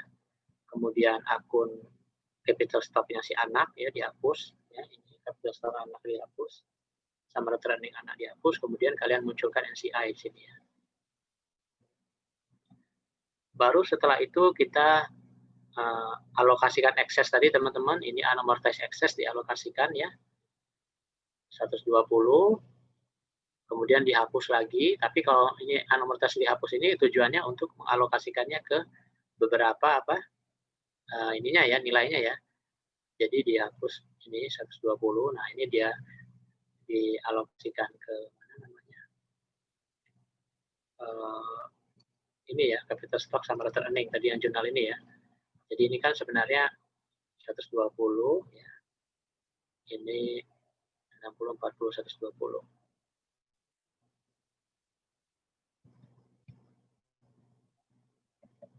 Nah, ini dia alokasikan juga ke goodwill. Gitu. Nah, kemudian apalagi titik kuncinya mengeliminasi investment in sound, kemudian mencatat adanya non-controlling interest, menghapus capital stock anak, return earning anak, kemudian memunculkan nilai goodwill, teman-teman. Kemudian selanjutnya adalah menghapus akun-akun resiprokal antar mereka. Seperti apa? Akun hutang piutang, akun receivable, akun payable antar mereka. Kemudian hutang dividen antar mereka. Jadi mungkin si induk punya piutang dividen di anak, anak punya hutang dividen, nah itu dihapus. Ya. Nah, setelah itu barulah dapat laporan konsolidasi. Jadi laporan konsolidasi itu ya karena untuk kepentingan pihak luar, pihak eksternal itu melihatnya mereka sebagai satu kesatuan, sama seperti konsep cabang dan pusat kemarin, tapi sama. Nah, konsep konsolidasi ini yaitu akun-akun yang keterkaitan antar mereka, reciprocal account itu harus kita hapus ya. Itu titik kuncinya. Kemudian yang ini teman-teman kalian harus pelajari lagi unamortized excess ya. Ini terkait dengan pengaruhnya, jadi balance sheet-nya inventory, nah amortisasinya gimana? Ini kalau inventory akan mempengaruhi COGS ya.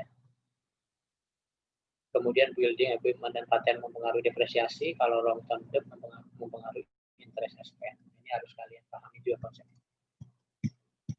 Oke, itu aja kayaknya teman-teman. Tadi udah cukup ya, sudah bisa dibaca. Oke, silakan kalau mau ada pertanyaan teman-teman. Izin bertanya, Pak. Ya, silakan. Ini si Ade ya. Silakan deh. Iya, Pak. Saya masih bingung ya, Pak ya. Kan di pertemuan ke-8 itu kan ada kayak contohnya, kalau misalkan investasi itu kan di debitnya itu kan kayak receivable, inventory, plan asset sama goodwill. Terus di pertemuan ini kan yang di debitnya itu kan capital stock sama return earning. Di kreditnya sama investment. Itu cara bedainnya kapan pakai yang sebelumnya sama yang pertemuan ini? Oke, bentar ini kok ada itu suara Pak. Coba itu di. Oke, coba diulangi lagi Mas tadi Mas. Suaranya agak tercampur tadi sama yang di belakang. Coba diulangi lagi tadi beda antara. Oh iya, maaf Pak. Silakan, tadi iya deh. Tadi kan ada pertemuan pertama sebelum UTS ya Pak ya. Iya. Itu kan ada pencatatan investment itu kan kayak aset, terus kreditnya itu liability sama investment. Ya. Terus di pertemuan ini kan kalau pencatatan investmentnya itu kan capital stock, return earning terhadap investment. Iya. Yang mau saya tanyakan itu kapan kita tahu kalau misalkan kita pakai metode yang pertama atau metode yang kedua itu Pak? Kapan pakai nyatet capital stock-nya atau kapan nyatet yang di asetnya itu Pak? Gitu Pak. Iya. Oke, ya. Oke, kita ini ya materi yang sebelumnya itu di investasi saham. Oke, teman-teman, kalau yang kita gunakan sekarang ini pada saat kita melakukan akuisisi di mana kondisinya itu, bentar ini yang ditanyakan teman kita ini.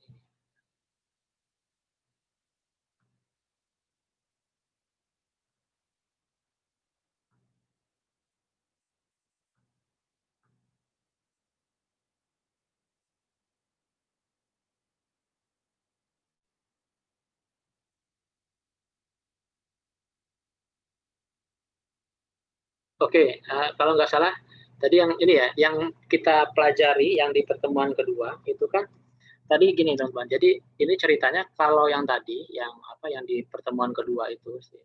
Tadi yang bertanya sih. Ada ya. Nah, jadi yang itu deh yang inventory yang kita biasa pelajarin itu. Ini kan kita mencatatnya investment ya, investment yang ini pada saat perolehan pertama kali yang investment. Nah, ini investmentnya. Kemudian di sini kita nerbitin ada yang common stock ya. Kemudian ada lagi yang PIC ya. Nah, ini memang beda. Ini kalau ini yang pas perolehan pertama kali ya. Kemudian pada kas misalnya ya. Nah, ini investmentnya misalnya tadi ya kita ambil contoh 5.000 ya, 5 ini common stocknya misalnya 2, ini 1, ini kasnya 2. Nah, ini pada saat ini deh, pada saat pokoknya kalau yang ada penerbitan, jadi kita membeli investmentnya itu dengan menerbitkan saham kita, itu bisa aja. Jadi untuk memperoleh investasi itu kita tidak hanya mengeluarkan uang, tapi juga menerbitkan saham induk. Nah, itu muncul investment. Ini common stock pada saat ini. Nah, yang kita pelajari ini di sini itu dia pada saat kita sudah memperoleh aset investment ini ya. Jadi berarti kan yang digunakan adalah investment ini ya, yang 5 ini ya. Ini masuk ke asetnya si induk ya. Ini asetnya induk, masuk ke asetnya induk.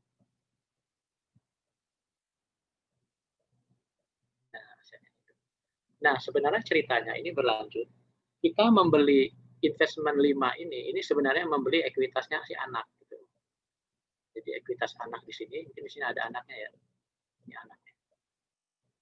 Nah, ini ekuitas anak itu kita beli ya dengan mengeluarkan investasi sebesar 5 tadi. Nah, ketika melakukan konsolidasi itu akun ekuitas anak itu harus kita hapus ya. Jadi di sini kita hapus ya common stock. Kemudian di sini ini pada saat konsolidasi ya. Jadi pada saat membuat laporan keuangan konsolidasi return earning-nya si anak. Ada investment di sini. Investment kita tadi 5 ya. Nah, ini mungkin common stock anaknya ya asumsinya kita buat sama aja lah ya, 3, ini 2 ya misalnya. Gitu. Jadi yang kita pelajari yang ada investment common stock itu ini deh, pada saat kita memperoleh saham di perusahaan anak, itu kita menerbitkan untuk memperoleh investasi saham di anak, ya saham entitas anak itu kita menerbitkan saham sendiri, common stock kita sendiri plus kita mengeluarkan uang. Nah, tapi ketika perusahaan anak itu sudah kita miliki, kan harus kepemilikan kita kan lebih dari 50%, berarti ada pengendalian. Kalau pengendalian berarti kita harus membuat laporan konsolidasi. Nah, ketika mengkonsolidasi itu, aturan yang harus dipatuhi adalah kita harus menghapus akun investmentnya si anak, akun investment pada perusahaan anak yang di pembukuan induk ya, dengan menghapus juga ekuitas anak. Nah, kenapa seperti itu? Tadi yang saya sudah jelaskan di sini, teman-teman. Ini adalah konsep entitas tunggal. Jadi kita dianggap sebagai ketika membuat laporan konsolidasi, dia adalah sebuah entitas tunggal atau entitas tunggal. Nah, dikatakan entitas tunggal itu berarti yang bertahan di sini hanya induknya saja. Ya. Di pencatatannya itu yang bertahan hanya ekuitasnya induk. Nah, sekarang kalau saya tanya, kalau ekuitas perusahaan anak itu dihapus, berarti seolah-olah anak itu udah nggak ada kan? Sudah nggak ada kan? Seolah-olah di pembukuannya kalau ekuitas anaknya dihapus, si anak itu nggak ada kan? Si anak itu nggak ada dan dia sudah bergabung ke induk. Gitu. Jadi istilahnya kalau kita simulasikan ini si anak ekuitasnya mati lah istilahnya, nggak ada, hilang, ekuitasnya ini hilang. Tinggal yang dia warisi ke induk adalah aset dan liabilitasnya. Si induk mewarisi aset dan liabilitasnya si anak. Sehingga terbuatlah sebagai satu kesatuan entitas ekonomi tunggal, gitu, dikatakan seperti itu, atau entitas temu. Temunya ini karena mereka sebenarnya di pembukuan aja yang bergabung, tapi ketika di realnya mereka ya beroperasi sendiri-sendiri, gitu. Gitu sih deh. Gimana deh? Atau ada yang kurang jelas? Silakan deh. Berarti yang pertemuan sebelumnya itu nggak ada konsolidasi gitu ya, Pak ya? Bukan deh. Cuman investasi biasa ya?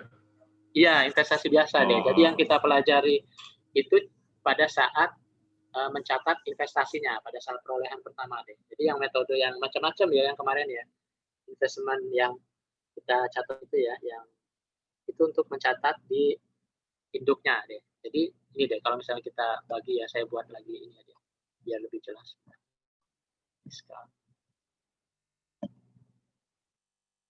Nah, ini kan ini deh, bentar kita buat insert.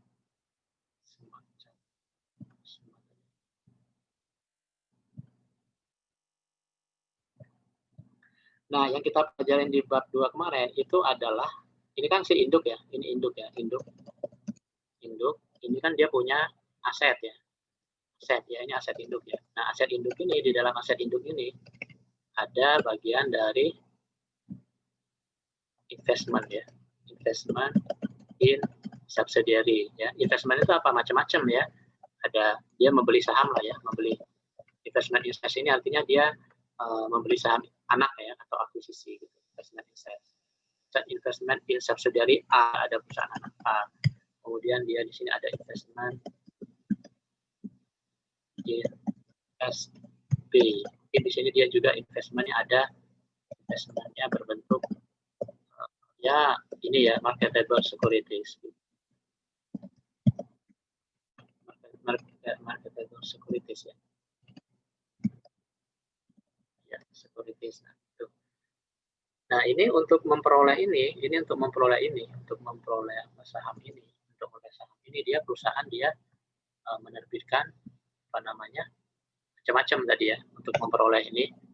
Ini untuk memperolehnya dia menerbitkan common stocknya induk ya, common stock itu. Gitu. Nah, ini yang kemarin kita pelajari di bab 2. Nah, jadi kita mencatat kalau misalnya kepemilikan dia memperoleh berapa persen, 20%, menggunakan metode ekuitas lebih dari 50%, dia melakukan pencatatan konsolidasi. Nah, ini kondisinya laporan konsolidasi ini, misalnya di sini ya ada kepemilikan saham A ini teman-teman dia 10%. Ya. Kita ambil contohnya ini misalnya 90% dan ada pengendalian. Nah, investment di B ini cuma ya 25% aja misalnya. Nah di sini, nah teman-teman kalau lihat di sini, ini ketika kita yang kemarin kita pelajari itu untuk memperoleh nilai investasi ini, ketika lebih dari 90% kita berkewajiban konsolidasi. Ketika 25% tidak wajib, hanya mencatat ekuitas. Nah, ketika dibuat laporan konsolidasi yang hanya boleh dikonsolidasi adalah yang investment A. Investment B nggak bisa dikonsolidasi karena kita tidak memiliki kepemilikan lebih dari 90%. Nah, ceritanya yang tadi ketika melakukan konsolidasi ini, ketika investment A ini ya, kita konsolidasi dengan cara apa? Menghapus ekuitasnya si A, kemudian menghapus ekuitasnya si anak. Nah, ini di perusahaan anak ya. Nah, sekarang perusahaan induk, ini perusahaan induk, ini perusahaan anak. Nah, di anak ini di sini ada bagian ekuitasnya ya. Sorry, ini bagian ekuitas anak. Itu terdiri dari common stock-nya ya, kemudian ada RE, kemudian juga ada PIC mungkin ya. Nah, jadi kan konsepnya nyambung nih ya. Jadi investment A ini kita ambil contoh anak karena anak ini yang dilakukan konsolidasi ya. Ini anak A maksudnya. Nah, ini anak A. Ini investment in shares ini 90% ini padanannya adalah ekuitas anak ini ya. Ekuitas anak ini. Nah, jadi ketika laporan konsolidasi itu di sini ada pihak eksternal yang melihat ya. Jadi kita buat contoh lagi di sini ada sheet. Nah, ini pihak. Nah, ini kalau kalian lihat, ini mereka dianggap konsolidasi ya, satu kesatuan ya. Kita set. Nah, ini sebagai satu kesatuan mereka. Nah, di sini nanti kalian melihat ini ada pihak eksternal di sini ya. Ya, kita ambil pihak eksternal itu contohnya ya pemegang saham gitu ya, eksternal.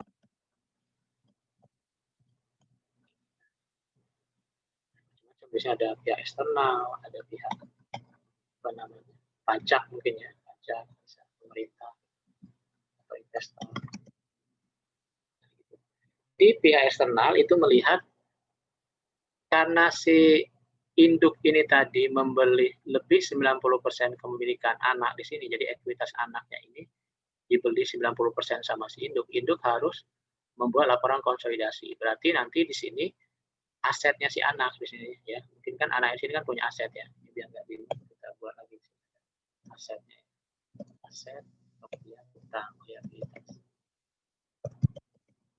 Nah, ketika melakukan konsolidasi ekuitas ini sudah dihapus ya, ini nggak ada, ekuitas ini nggak ada, dapat silang ini nggak ada, ini juga nggak ada, ini juga nggak ada, ini juga nggak ada, ini saat konsolidasi. Nah, di investment ini nggak ada.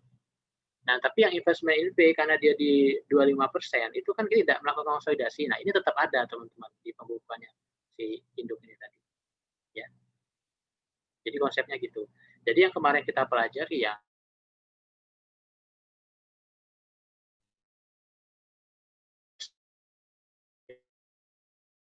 mungkin ini.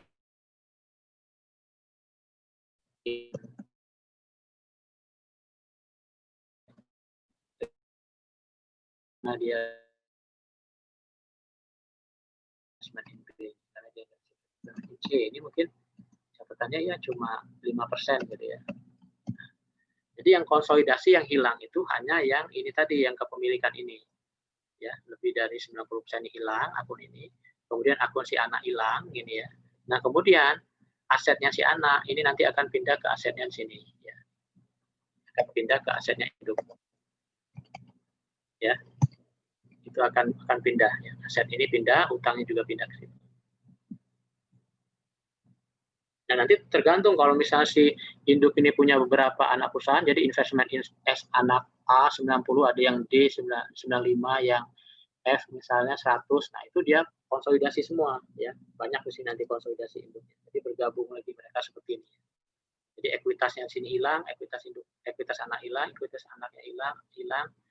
Kemudian aset dia pindah semua. Tapi di sini nanti investment anak 1, investment anak 2, investment anak 3 ini hilang di pembukaan itu. Jadi sehingga di sini yang bertahan adalah induknya aja. Kalau kalian lihat di sini ya, kalau misalnya anaknya ini common stock return PIC-nya hilang, ekuitas hilang itu berarti gimana logikanya? Udah nggak ada lagi perusahaan itu kan? Ya nggak, ekuitasnya sudah dihilangkan. Ya sekarang asetnya tinggal warisan aset nih.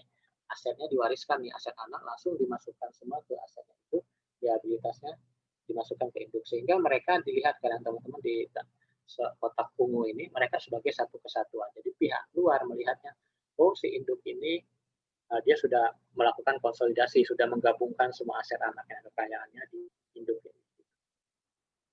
Itu ada gimana? Baik Pak, sudah cukup paham. Cukup paham ya?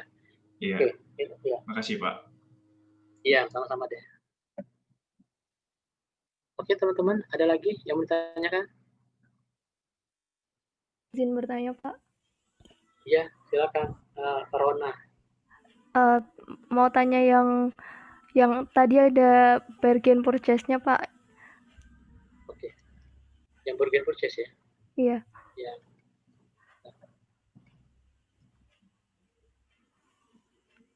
Yang minus 5 tadi ya, bukan ya?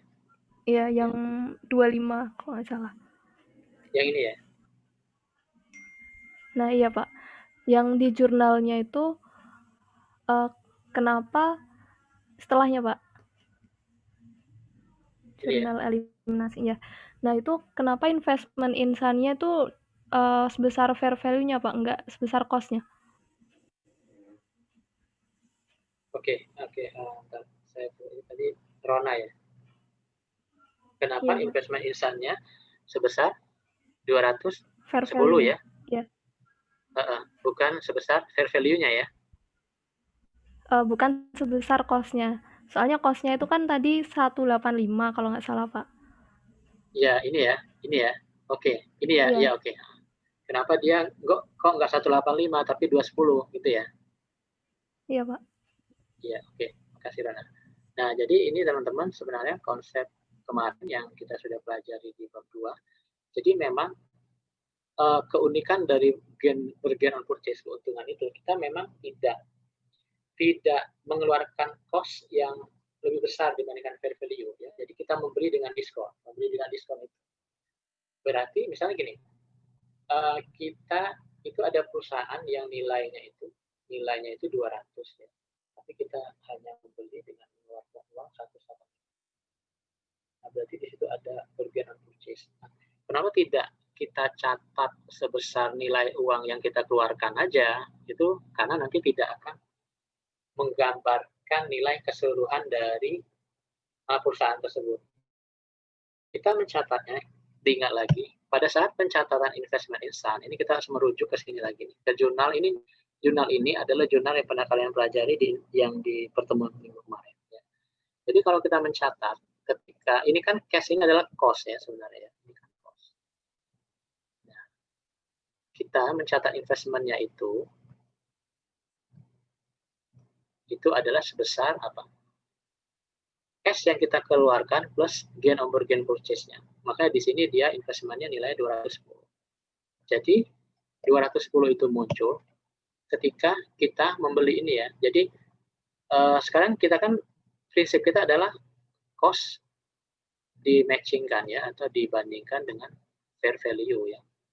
Nah, ketika kita cost-nya itu lebih tinggi dibandingkan fair value ya. Jadi misalnya fair value-nya ini 210, ternyata cost yang kita keluarkan adalah 230 misalnya ya. Nah, berarti kan di situ ada gain, ada apa? Ada goodwill ya. Jadi kita ini lagi deh kita ini lagi. Saya simulasi lagi. Pendekatannya.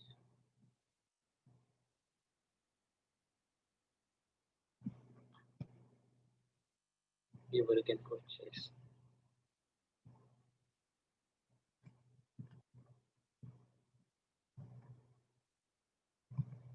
Nah, ini kalau misalnya pembeliannya dia dengan apa namanya? Goodwill ya misalnya ya. Dia misalnya membeli dengan goodwill.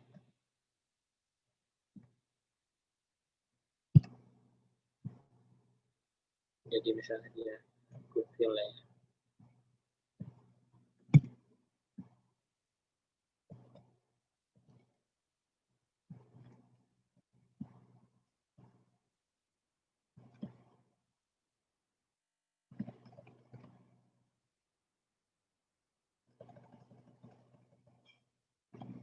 misalnya goodwill ya. Misalnya kita contohnya goodwill. Nah, kalau goodwill ini kan investment instan-nya memang sedikit berkurang ya. Jadi dia di sini memang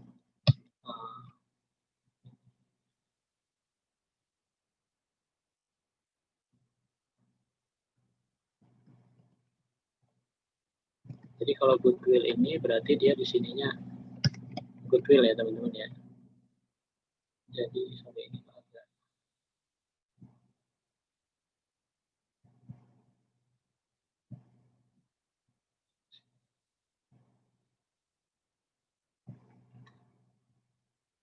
oke deh, kita hapus saja ya goodwill aja biar nggak ini goodwill ya. Nah, ini misalnya dia kan tadi kan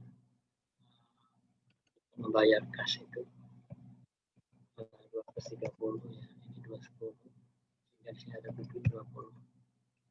Oke. Oh, ini nah,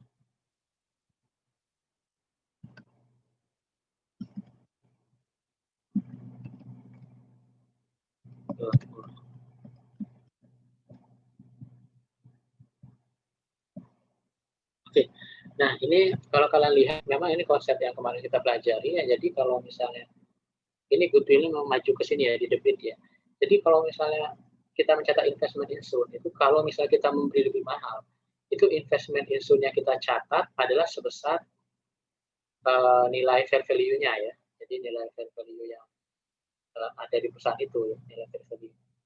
Tapi kalau misalnya kita membeli dengan bargain purchase itu nilai investasi yang kita catat juga sama ya, sebesar apa?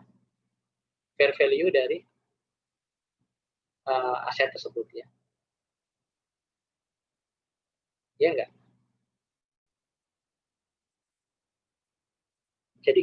Jadi kalau misalnya nih ya, kita membeli tadi si pertanyaan Rona, tadi kan kita 210 itu kita membeli perusahaan itu fair value-nya adalah berapa? 210, ya enggak? Nah, kita hanya membayar 185. Tadi Rona bilang kenapa cost-nya itu nilai investment-nya bukan 185 yang di sini ya, investment nya bukan 185 ya. Karena memang 185 itu adalah kas yang kita keluarkan. Sedangkan yang kita peroleh fair value-nya adalah 210 ya. Jadi harus kita catat sebesar fair value-nya. Nah, begitu juga ketika kita membeli dengan harga lebih mahal ya. Misalnya kita membeli tadi ya, investasi tersebut nilai fair value-nya 210, tapi kita membayar dengan harga 230. Berarti di situ ada goodwill sebesar 20. Nah, otomatis investment yang kita catat di neraca kita adalah 210 ya teman-teman, bukan 230 gitu ya. Sampai sini paham gimana Rona? Karena memang kita catat sebesar fair value-nya ya, bukan berdasarkan kas yang kita keluarkan. Tapi Pak, di contoh yang sebelumnya itu yang ada goodwill-nya itu kalau nggak salah akun investment-nya itu sebesar cost-nya Pak. Yang di mana Nah, tuh? yang tadi Pak. Yang sebelumnya. Nah, ini Pak. Yang ini ya? Iya. Yang ini ya? Sebelum yang sebelum, Petra kalau nggak salah. Ini kan? Yang Iya itu. Iya, yang ini. Cost-nya? Yang ini ya kok? Yang di jurnal itu investment-nya 530 Pak.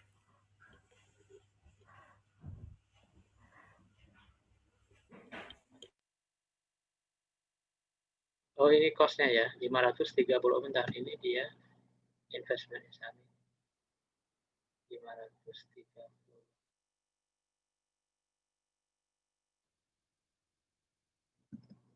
Bentar, ini cost.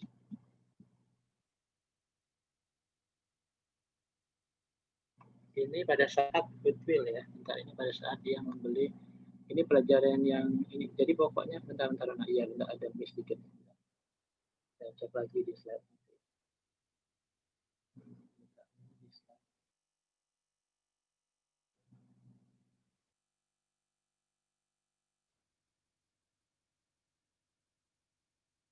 Yang pertemuan ini ya, yang pertama kali itu ya, yang pertama.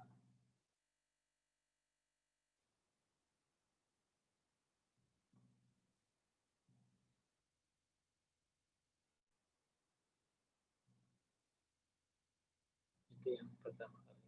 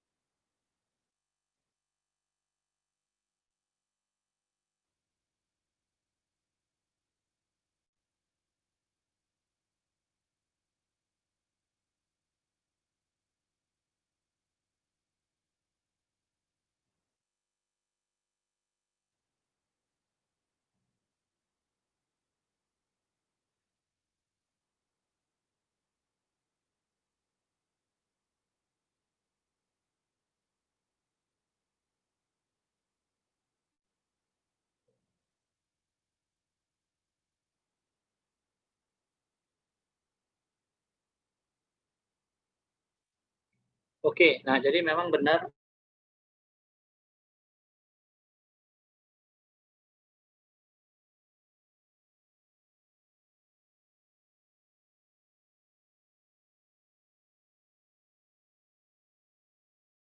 sampingnya kan, jadi kalau mencatat ini kita catat 530 ini ya.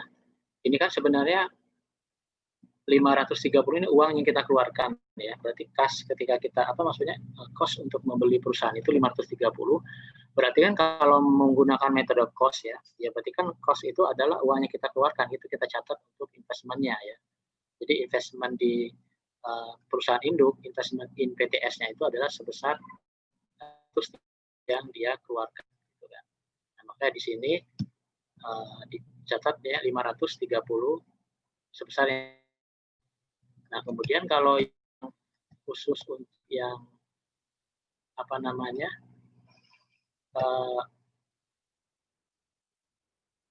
metode dengan diskon ya, metode dengan diskon ini memang pencatatannya sedikit berbeda ya. Jadi dia tidak cost-nya itu dia tidak menggunakan cost yang 185 ini ya, membelinya dengan harga 185 ya, tapi tidak menggunakan fair value-nya ya, tidak menggunakan fair value-nya. Jadi dia hanya hitung berdasarkan fair value yang dia peroleh ya, jadi nggak menggunakan cost ya. Nah ini kalau misalnya yang metode ini ya, saya buka lagi slide-nya. Nah kalau yang kemarin ya, dia memperoleh, kalau yang khusus untuk yang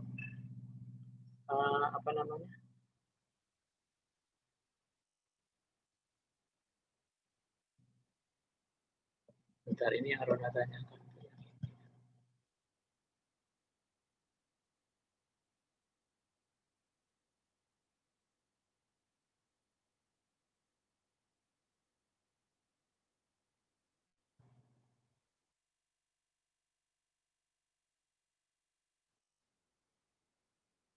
Oh gitu.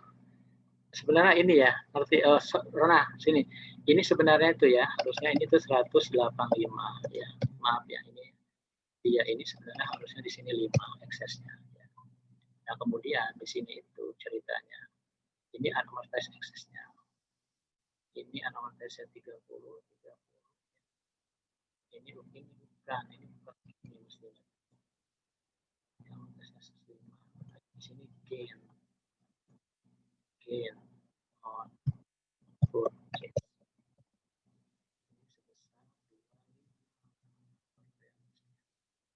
Ya Ron, ini mungkin ada sedikit ini Ron, harusnya seperti ini. Benar Rona, halo? Iya Pak. Iya, jadi kayak gini ya yang kamu maksud ya, bukan ya? Kayak gini kan? Mestinya seperti ini. Jadi, ya oke, makasih. Ini mungkin dari Pak Kuatnya. Oke, terima kasih koreksinya. Jadi benar tadi si Rona. Jadi investment yang dikeluarkan adalah sebesar, ini konsep yang pertama kali kita pelajari, jadi ke bawah ya. Jadi uang yang cost yang kita keluarkan adalah 185. Kemudian ada unamortized excess-nya berapa? 5 ya. Jadi sebenarnya kan amortisasi itu dari ini tadi ya, dari 185 dikurang dengan cost dikurang dengan book value ya, 5 ya. Nah, jadi anomalisa SS-nya 5, teman-teman. Nah, ini 5 itu dari mana? Itu 5 ternyata dia 5-nya itu ya, ini dari ini ya. 5-nya ini kayak gini ceritanya. Jadi 5 itu terdiri dari 10 inventory, 20 land dan bargain purchase 25. Jadi di sini jurnalnya inventory 10, land 20, amortize 5 hilang sama gain of purchase 25 ya. Tapi sama Pak Fuad ini langsung ditotalin 210 ya, jadi sedikit membingungkan sih memang. Harusnya seperti ini. Oke, koreksinya terima kasih Rona. Baik Pak, terima kasih kembali Iya, Pak. iya sama-sama. Jadi udah benar Rona konsepnya. Jadi investment instrumennya adalah sebesar uang yang kita keluarkan cost. Ya. Jadi selisihnya ini 5 ini amortize SS kita tulis 5 mestinya, bukan tadi berapa sih 30 ya? Ya harusnya 5. 5 itu sebenarnya dari mana? Amortize ini kita hapus ya 5 ini muncul dari inventory 10, plan 20 dan gain of purchase 25. Memang yang gain ini agak sedikit membingungkan teman-teman. Jadi kalian harus teliti lagi ya. Berbeda dengan yang tadi yang kalau dia goodwill nggak terlalu susah ya. Goodwill langsung kayak gini ya. Karena kan memang langsung yang kita bayarkan 310 ya, lebih mahal ya. Kemudian sisanya kita alokasikan ke aset teridentifikasi. Nah, tapi kalau yang bargain and purchase ini dia karena ada selisih ini tadi ya, selisih yang ini tadi, yang ini ya. Yang 5 tadi, makanya dia harus kita jabarkan lagi 5 itu dari mana sih sebenarnya. Nah, ini 5 ini ya. Ini sebenarnya dari ini tadi ya. 10, 20 dikurangi 25. Jadi bargain purchase semua. Makanya jurnalnya tadi dikoreksi Rona. Jadi ini bukan 210 Pak, tapi 185. Iya benar 185. Kemudian excess-nya itu hanya 5. Excess ini 5 kita hapus ya.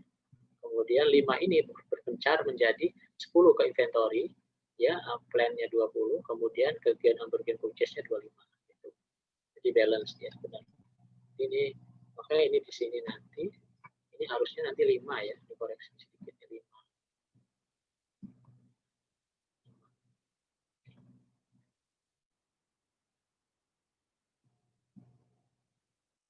Sebenarnya kalau misalnya kalian nggak usah bingung ya, unamortized ini nggak usah dimasukkan di sini sih. Jadi amortized ini dihapus saja ya. Karena rata-rata sih nggak pakai amortized. Jadi langsung masukkan aja yang 10 sama 20 ini. Masukkan ke neraca adjustment-nya di sini. Nah, nanti di sini yang untuk bargain purchase kemana Pak? Ini masuknya ke laporan laba rugi ya. Jadi nggak ke neraca. Jadi nanti masuk ke laporan laba rugi. Nanti sebenarnya bargain purchase ini karena dia masuk ke laporan laba rugi, berarti logikanya dia akan apa? Kalau misalnya kita mau maksakan ini masuk 30 ya, ini 10 20, berarti nanti di sini return earning-nya ya, nanti akan ada ketambahan bargain purchase nanti. Nanti akan ketambahan bargain purchase. Jadi ini kan 10 20 nih 5. Nah, ini nanti ada 25 nih ketambahan di sini. 25 ini efek dari tadi laporan laba ruginya kan ada keuntungan. Keuntungan itu kan net income. Net income masuk ke return earning ya. Itu kalau kita mau jabarkan lagi. Tapi memang di sini dibuat simple sih. Oke, begitu Rona penjelasannya. Makasih koreksinya. Oke. Sama-sama Pak. Ya, ada lagi teman-teman? Silakan.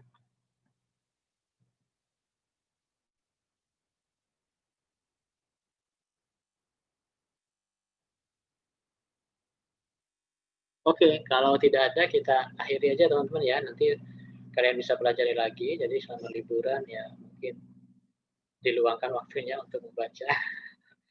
Tapi ya biasanya sih saya juga liburan pas kuliah enggak ini. Oke, gitu aja teman-teman. Selamat liburan ya, selamat berakhir pekan, selamat berkumpul juga, tetap jaga kesehatan ya teman-teman. Semoga kita semua selalu diberikan kesehatan dan perlindungan.